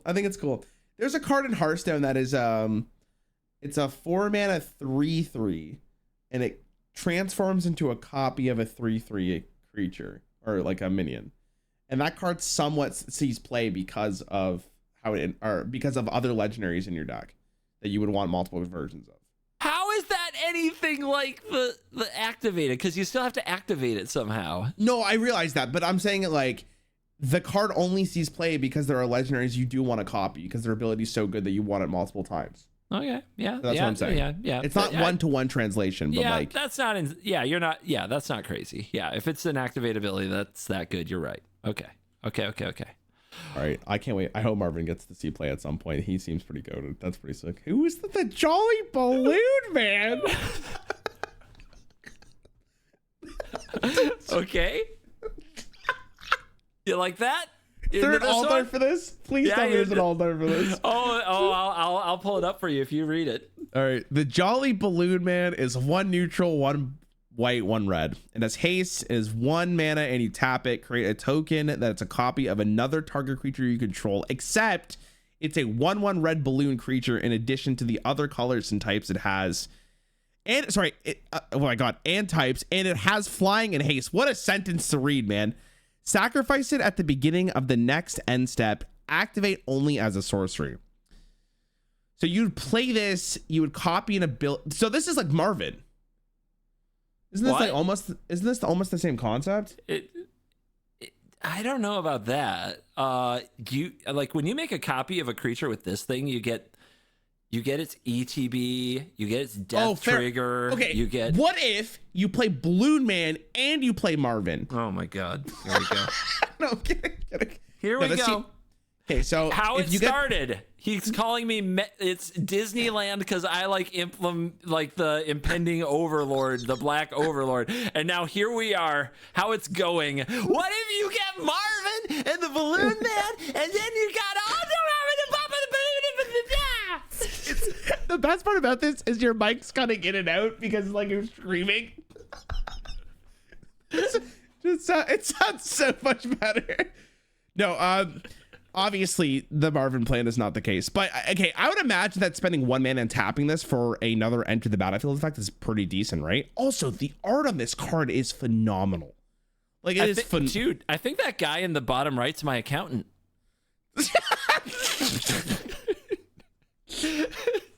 That's some Coraline type shit. I don't know if you've seen that movie. There you go. It's probably the reference to this, right? There you go. Oh my God, this is so cool. Oh my God, the card is it's so cool. I think this card's probably okay. All right, the alt art goes really hard. Oh my God. No shot. That is amazing. Dude, if I don't pull this card, I'm going to actually have to buy the single because it's so beautiful. Damn. Oh my God. Yo, Wizards of the Coast, if you guys are watching this, can you send me an extra bundle of the collector boosters? Thank you. I love you. Yeah, shameless plug if you want to see this card get used in Chat, Commander. It worked last time because I asked for early access and I actually got access to early access next Wednesday. So maybe they'll do the exact same thing. Listen. We can work together. Yeah, You can say caught. It's fine. I like the Jolly Balloon Man. What can I say? Anyways, Okay. I do think the card's actually potentially good. If you do get the enter the battlefield effects and this card actually survives a turn, like you're pretty stoked, right? Like if you just spend 1 mana and you don't get to do 1 damage with this and you get the enter the battlefield, aren't you pretty happy? Yeah. Probably. I mean, if there are other cards in your deck, it's probably because they're good. I'm gonna cringe really hard. If you would like to see the Jolly Balloon Man get played on a Commander show, then just a few hours ago, I released an episode where guest streamer Ash Lizzle is playing the Jolly Balloon Man on the Worst Possible Commander show. # sponsored by Wizards. Thank you. Hold on, I can pull it up too. Here, chat right here. Go check it out. Yeah, please click on the video and make me look good in front of the overlords. Appreciate you. Is it the Overlord, the Wizards of the Coast? No. Allegedly. No, overlords are the loving term I use for my production team. Don't worry about it. Okay, makes sense. Okay, I think this effect, again, just like Marvin, has like a lot of potential. Like the upside is very strong on this card. This one actually seems probably even better than Marvin just because you do get the end of the battlefield effect. So I obviously think it's very good. You? This card and the hover ship are pretty stupid together. What is the hover ship? Look it up. I know it was like hours ago, but it's the 3 mana vehicle that when you make a copy of it, you exile something the opponent controls. Oh, the UFO. Yeah. Oh, you're kind of cooking. Yeah. Wait, that's pretty dope. I'm actually a huge fan. Do that I every think this card's turn. good. Yeah, dude, this card is messed up. I swear there was another card I was looking at. So the red impending card that's like we said isn't very good, but it's like 6 mana and 4 damage to any target. If you're making balloons of it is kind of crazy. And I've had a Commander game where that happened.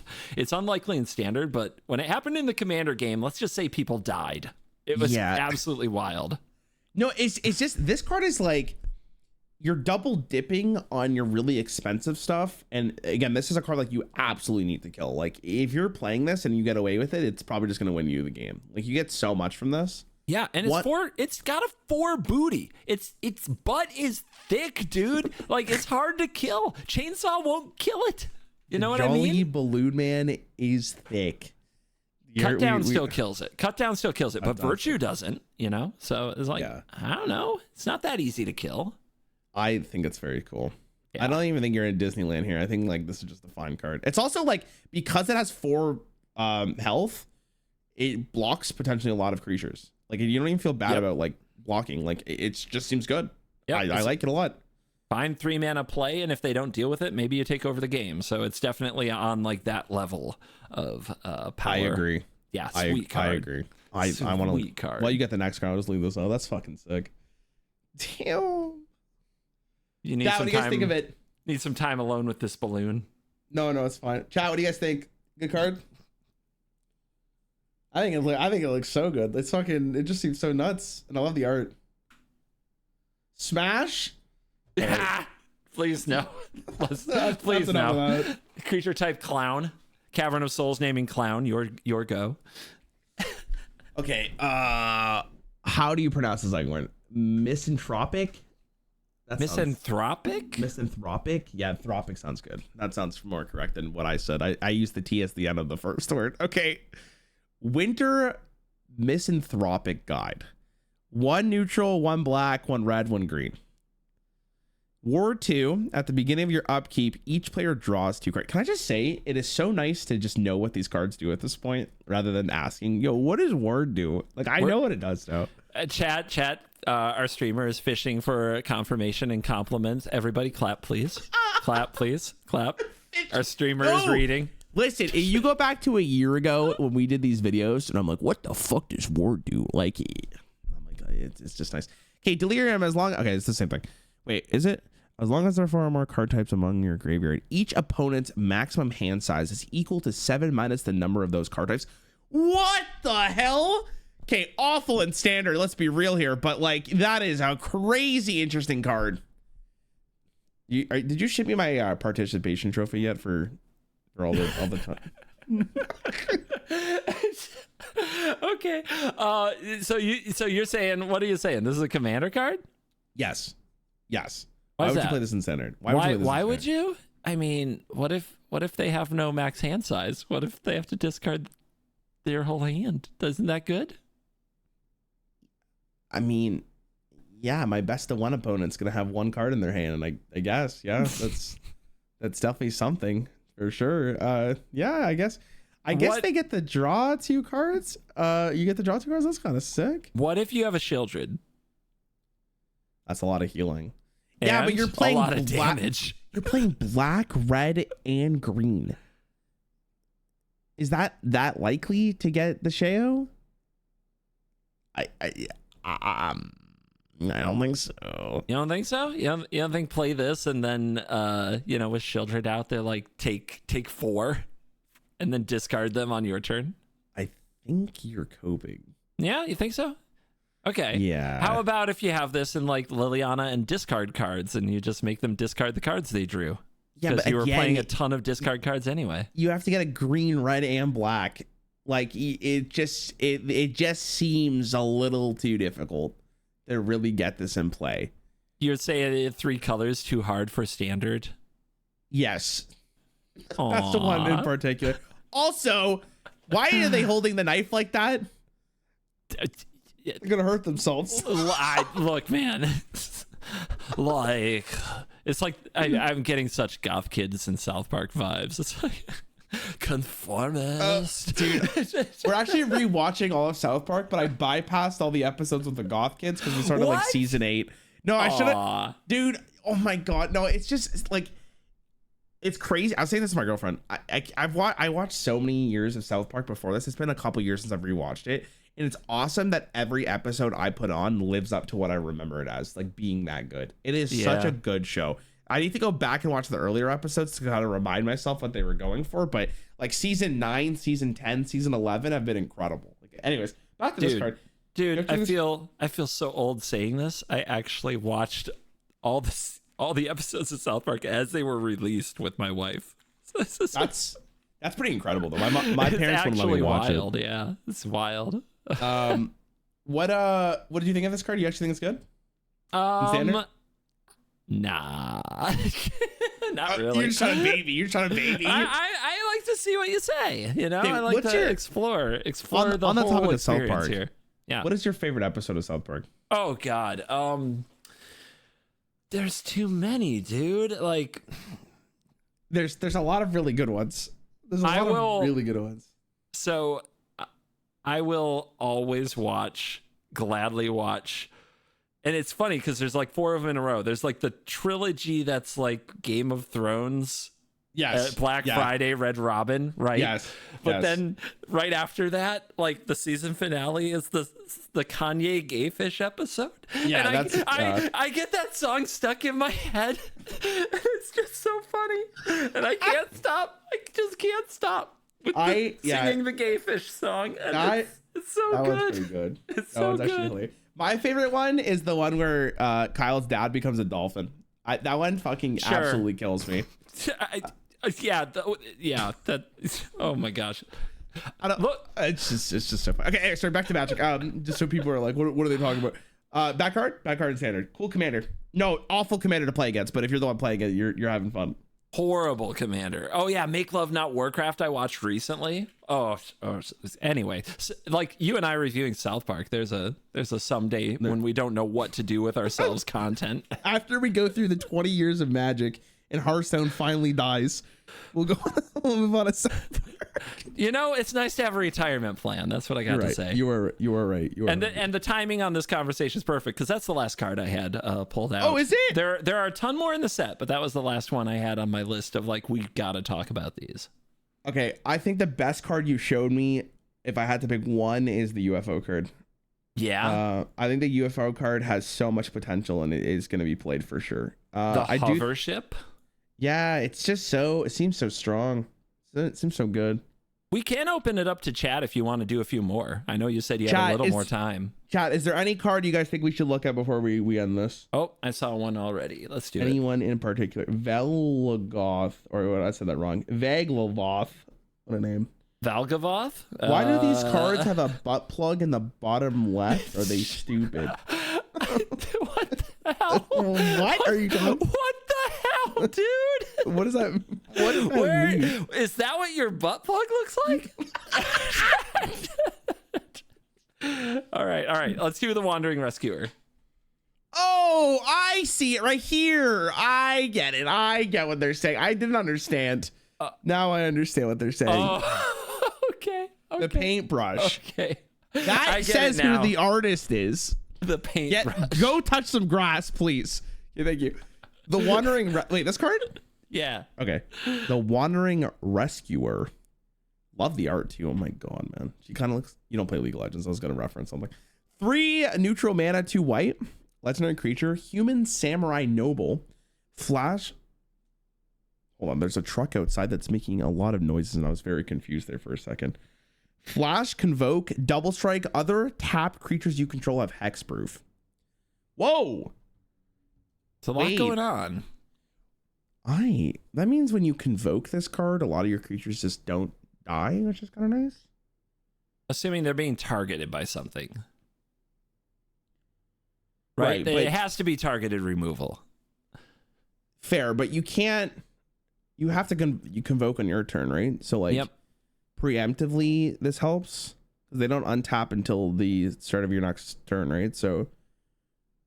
Yep. Yeah, it looks like Riven. I was going to say Riven. Yeah, exactly. Yeah. It looks like Riven. It has Flash. Yep. Oh, it does. Yeah, I guess you're right, too. I was thinking about the Convoke only, but yeah, the Flash is nuts. Yeah, so if you have creatures untapped, or if you have 5 mana untapped and they target your tapped creature, you can play this with your mana and save it, or you can just convoke it in if they target an untapped creature. Wait, isn't this like the nuts? Is it the nuts? I don't know about flashing. It's a little slow, but convoking this feels pretty good. No? Cat, I see your cat, and then I just hear somebody yell, and the cat leaves. My girlfriend came home and she wants to see him. All right. And it's like, if you hear any other noises, we hate these boys. No. Here's what happens. I don't know if it happens with your cat. My cats will sit and chill for like the whole day, and then when she comes home, she brings the energy, so then they start to lose their mind. Okay, yeah. So that's what usually happens. Sounds about right. I'm not sure about this card because I don't know. Like, Convoke is not a sorcery speed? Oh, it's not. Wait, so how do you so if you haven't blocked yet, you convoke first? If you haven't blocked yet, you convoke first. It depends. Do you want to block with this or the creatures that are untapped? You can't do both if you're using the creatures to convoke it. This has flash. I know this has flash, but what if you don't want to spend the 5 mana for it? Wait, so you could do it in both different ways, right? You're just asking which one would you want to do? Yeah. You have the option, which is a good thing. Wait, right? you can convoke and flash at the same time? Yeah. So you could reduce the mana cost of this card and then flash it. Yeah. Wait, isn't this nuts though? Like, it has so much versatility. Aren't cards like this just always very good? Maybe. I don't know. See, I have a lot of trouble. Oh, but it makes sense though. Sorry, I was looking at the name of the card and now it makes a lot of sense why it's called the Wandering Rescuer. Okay, sorry, what were you gonna say? I'm sorry, I had an epiphany right there. I was like, oh shit, now it makes a lot of sense. Lightning strikes. Yeah. I mean, I'm just not sure, because if your creatures are untapped, so you can convoke this, either they had vigilance, which some things do, but a lot of things don't, or they didn't attack, right? So I'm kind of like, do you want this in an aggressive deck? Because then you're probably not attacking the turn that you bring this out, and then like, the opponent's not going to try to directly target removal your thing if they think you have this. Maybe they just wait. Maybe that's fine. But then you're not attacking and they're not casting. So like, I think like this is a blowout week 1. And then I think once people know how to play against this card, I think it gets a lot worse. That's my big concern. Yeah, then when people don't stop playing against it, they're like, oh, this doesn't exist anymore. Then you bring it back. Yeah. And then you're like, maybe it surprises somebody sometimes. The other card is Knight Errant of Eos, which you've seen, I think, in your Rabbit deck plays Knight Errant of Eos. It's a convoke 5 that draws you cards. Isn't that better? Yeah, but what if you play both? Then, like, how many convoke cards can you put in before it's clunky? Have you had the great experience of your Knight Errant in your hand and no creatures to convoke? I think I've had more experiences where I don't draw enough lands than that. I'm never like, this guy sits in my hand and does not. Because the thing about that if deck, you're playing a creature deck, like the odds of getting up to 5 mana are not great. Like on right, curve. but you have that card with the rabbits that's like a 3 mana summon 3 mana one, or 3 different 1/1s. Yeah. So like, I don't think convoking is necessarily that difficult. Okay. Alrighty. Also, can I see the altar for this guy? I can look it up. Libby, I want you to splice in the clip from his stream of him just staring at 2 Knight Errant of Eos and no creatures and getting really salty and scooping. Thank you. That's fucking rabbit deck got me mythic. How dare you? How dare you? Yeah, we don't talk about the stream the day before our coaching session where we don't and those need rabbits to. were absolutely hopping right down the ladder, weren't they? How about you? All right, we'll deal with this after. I'm not going to take this slander anymore. Yeah. So you don't think this card's playable? Fucking guy, bro. Playable, maybe. I don't think it's great. Okay, I don't think it's great. I think it's like a one of. I think it's like a one of Chita surprise. That's kind of where I see it. Maybe there's something like with tokens and chainsaw that make this really good because of the double strike. That's like the thing I might be missing. Okay, I can respect that, sure. Right. So they wanted you to rate the house, which is Valgavoth, the Terror Eater. The house? Okay. I don't think this will be hard, but you know, chat wants it. Here we go. Maybe not hard. I'm a little. Oh, this is the actual house that they're in. This is the demon that is possessing a house that is eating a plane. Yeah. Okay, I'll get it after. Sorry, I was talking to my girlfriend. How do you pronounce this? Valgavoth? Valgavoth. The Terror Eater? Yeah. Okay. 6 neutral, 3 black. Flying lifelink. Ward, sacrifice 3 non-land permanents. Okay. If a card you didn't control would be put into an opponent's graveyard from anywhere, exile it instead.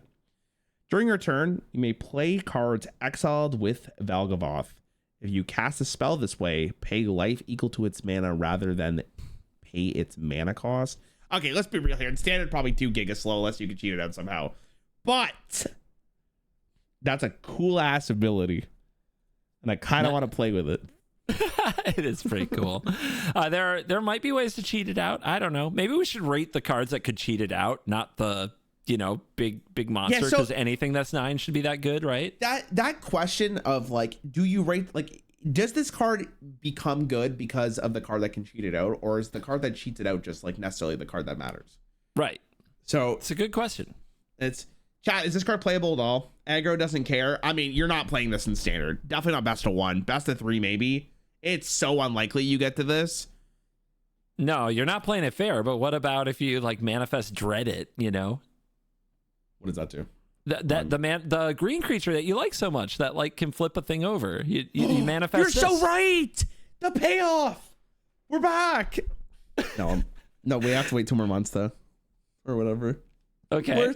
I actually just pogged. I want you to know. That was my dream. I know. Here. Let me see if I can help you some more. Let's rate this one. We're so back, bro. Wait, hold on. Is there any chance you give me the alt art for the skin or this card? Yeah, I'll go see if I can find it. Okay, thank you so much. Oh my god, there's so many cards. Who's this little guy? Oh, actually, the more I look at it, it's not really a little guy. Hold on. Yeah, that's gonna be the classic. Like, who's this little guy? And then it bites your head off. At first glance, I was like, damn. Yeah, it's not a cute little dog. Kona Rescue Bestie. What a name. Beastie. Oh, I said Bestie. Yo, Foxy's ruined me. Foxy's ruined me. Oh my god. He's cooked. The stream has to end, guys. We can't keep going. Dude, it's over for me. It's He's actually absolutely over for me. cooked. This is the altar for the house though. That looks very nice as well. Is it No, it's Beastie, right? Yeah, It's it is. Beastie. Okay, I said gotcha. Bestie. I'm sorry. All right. What kind of word made me is look Beastie? twice. I don't know. Beastie's not a little. It's Bestie for sure at this point. Oh my god, I'm like iconic for mispronouncing like magic cards at this one. Skewy, Bestie. It's over for me, dude. All right, 3 neutral, 1 green. This could be a commander. That's kind of exciting. Survival at the beginning of your second main phase. If this is tapped, you may put a permanent card from your hand onto the battlefield. So like a land or a creature, anything. Wait, what? Or an enchantment, or an artifact. Wait, are we back? Or a planeswalker. Wait, hold on. Green black's about to go insane, right? That's nuts. That's my bestie right there, dude. That's mana cheating at its fun. I mean, it has to live though. No, it doesn't. You just play it, and then you just no. It has to. It definitely has to live. I mean, you play it. Okay, listen. We're gonna do this together. Okay. Your opponent plays all their mana. It goes to your turn. You play this, and then at your second main phase, you get to absolutely just drop a bomb on them, and they lose. No, but it has to be tapped, so it has to attack, or you have to have another card. There it is. I got so excited. Then we're gonna go on Space Mountain, and then we're then we're gonna see the Pirates of the Caribbean, and then we're gonna get in the Haunted Mansion. Wait. But what if? Okay, now hold on. No, stay with me here. Okay. You have the spider lawnmower thing, the vehicle. Yeah, you have the spider lawnmower. Yep. Okay, so then we have the Pretty additional. Sure that's a Manscaped ad I did. Anyway, go on. What do you? Okay. Don't worry about it. And then therefore Kona's tapped, and then we start popping off. Sure, you can tap it without attacking. Yeah. Also, did you buy the fast passes for Space Mountain or no? I mean, you sure did. Go without me. Invoke. Wait. Black and green could be popping. I'm just saying. Well, actually, we might go green white out of this one. I mean, why are we playing any card when we can play the Jolly Balloon Man? So I'm just saying. I don't know. I don't know. You're just all off in the sauce now, man. I legendary cards get me more excited because like you just see like the highest potential, then you slowly start to come down from the high, and you realize, God, they're just fucking atrocious. They're so expensive and they're so slow, which is reasonable. No. Like card like this has to be slow because if it's really good, it's just the worst thing to have in the game. Caustic Bronco can saddle it. Oh my God, you're so right. Wow, that's why Commander's fun. I'm excited. Yeah. Yeah, the Rescue Beastie can ride the Bronco. That's true. Okay, so then we're back. No. Oh. No, we're not back. Why? Okay, why how did we get to where a turn 5 oopsie biggie is like what's gonna win games? When's the next expansion coming out where we get the 1 mana tap or 1 mana ramp? November. Okay, circa November 2024. You play that card. You play the Bronco. You then you get the ability to go to Kona 1 turn earlier. So then you go that with the Bronco, and then you win. Your opponent plays Deep Cavern Bat and takes the big creature. They also just win the game on turn 1 because they have the card of their opening hand. Kona can ride the UFO? Bro, we are back. You actually... Sure. Why not? You top deck both cards so the bat can't do anything, and then you're... Oh, no, but then you don't have a minion to cheat out. All right, it's over. No, it's so over. God damn it. Okay, this roller coaster is going all over the place right now. I want this card to be playable because it just looks so fun. Like, look at the art of this card. It's so amazing. Oh my god, the set is so cool. It is very cool, and I am sure. I will tell you this. All right, okay. You're in early access. Early access is where content creators and like Wizards employees and other like industry insiders like play with the new cards before it's released. This will be the best time for you to try these things because they're likely to actually happen, because a lot of your opponents are going to be trying this level of Disney stuff. You're not going to play nearly as much Kill You Mono Red. We're there for the content, right? We're there for the content. Knock yourself out, dude. Knock yourself out. I'm in. No, I'm in. How long is theory crafting that day? I think it's either 12. I think it might be 24 hours. It used to be. Maybe it's 20. Oh my god. Okay, I don't know if I'm playing that much Magic. We'll figure it out. What the fuck is this? I actually like the original art more for this one. Hi, how you guys doing? Yeah, I'll play mono red on theory crafting. Easy. No, okay. Oh yeah, you're just gonna go in there and mono red everybody? No, nice. I'm not that. They'll never invite me again. Is there any other cards you guys want to show? I should probably leave soon because she got back, but I'll do like one more for now. I mean, I think that's a good one to stop on. I've been looking up a lot of the ones they put in chat, and there's a bunch I'm not that interested. Like I'm like, Okay. All right. I got one more. I see one. I know what that one does. I do want to see what you think of it. All right. Okay. I'm waiting. Yeah. Just I'm just updating chat. Don't worry. Yeah. Chat, did I mention you guys look really great today? Holy shit. Twitch Prime, something Twitch Prime. What is this? A zombie assassin? Dude, imagine being in a zombie apocalypse and one of them's an assassin. Are you kidding me? Comes out with a saw in its hand. Give me a fucking break, bro. I'd lose my mind. Unstoppable Slasher. 2 neutral, 1 black. Death Touch. All right, it's already decent. Whenever an Unstoppable Slasher deals combat damage to a player, they lose half their life rounded up.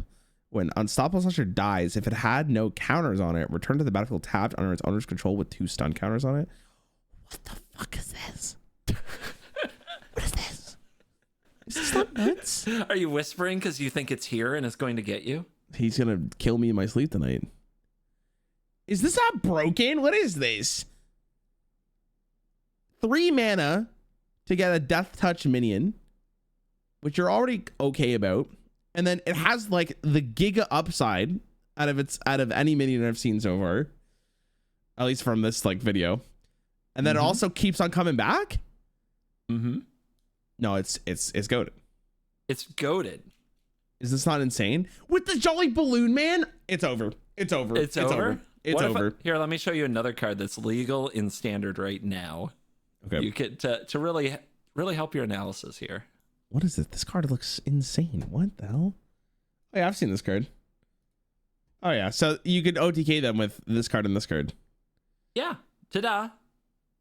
On curve. All right, is that Disneyland? Play a 3-drop, attack with it. Opponent doesn't block after you cast a 4-drop. It's weird that they did nothing, but maybe your turn 1 you duress them, turn 2 you bat them, and they don't have the right cards to interact anymore. It's possible. I mean, sure, but I understand that like they're gonna be interacting back, but I feel like just the slasher on its own is enough for me to like consider this. Like it is just something you could maybe throw into a deck. Yeah. This doesn't seem unreasonable. Like the dog I'm trying to make work, and obviously it's not going to be the case. This is just like, yo, if you don't deal with this card, like you're probably going to die like pretty quickly. That's pretty nuts. It's kind of insane. That card seems. This card is. I said the UFO is the best one. Isn't this just the best one here? I don't know. The UFO is pretty good. This card seems very strong. Best card. This is best card in the set. That's what I heard. I don't know about best card in the set, but like that is crazy, dude. And with the balloon man, that seems so strong, dude. Hitting them with the balloon, a balloon of this is so vicious. With the but the balloon doesn't give you haste, and it dies. It does. At the end of the turn. It gives it haste. It does, and it has flying. No, bro, the balloon is so the balloon man needs help. Like that is disgusting. Dice the cut down. You're so right. No, the balloon man is. I think the balloon man's the best card you showed me. Actually, like now that I'm reading it more, what the fuck is that card, dude? Yeah, it's pretty bizarre. I am excited to try it. All right. Oh my god. All right, I think that's a great way to stop, right? Yeah. You're hyped, right? This is it. This is the thing.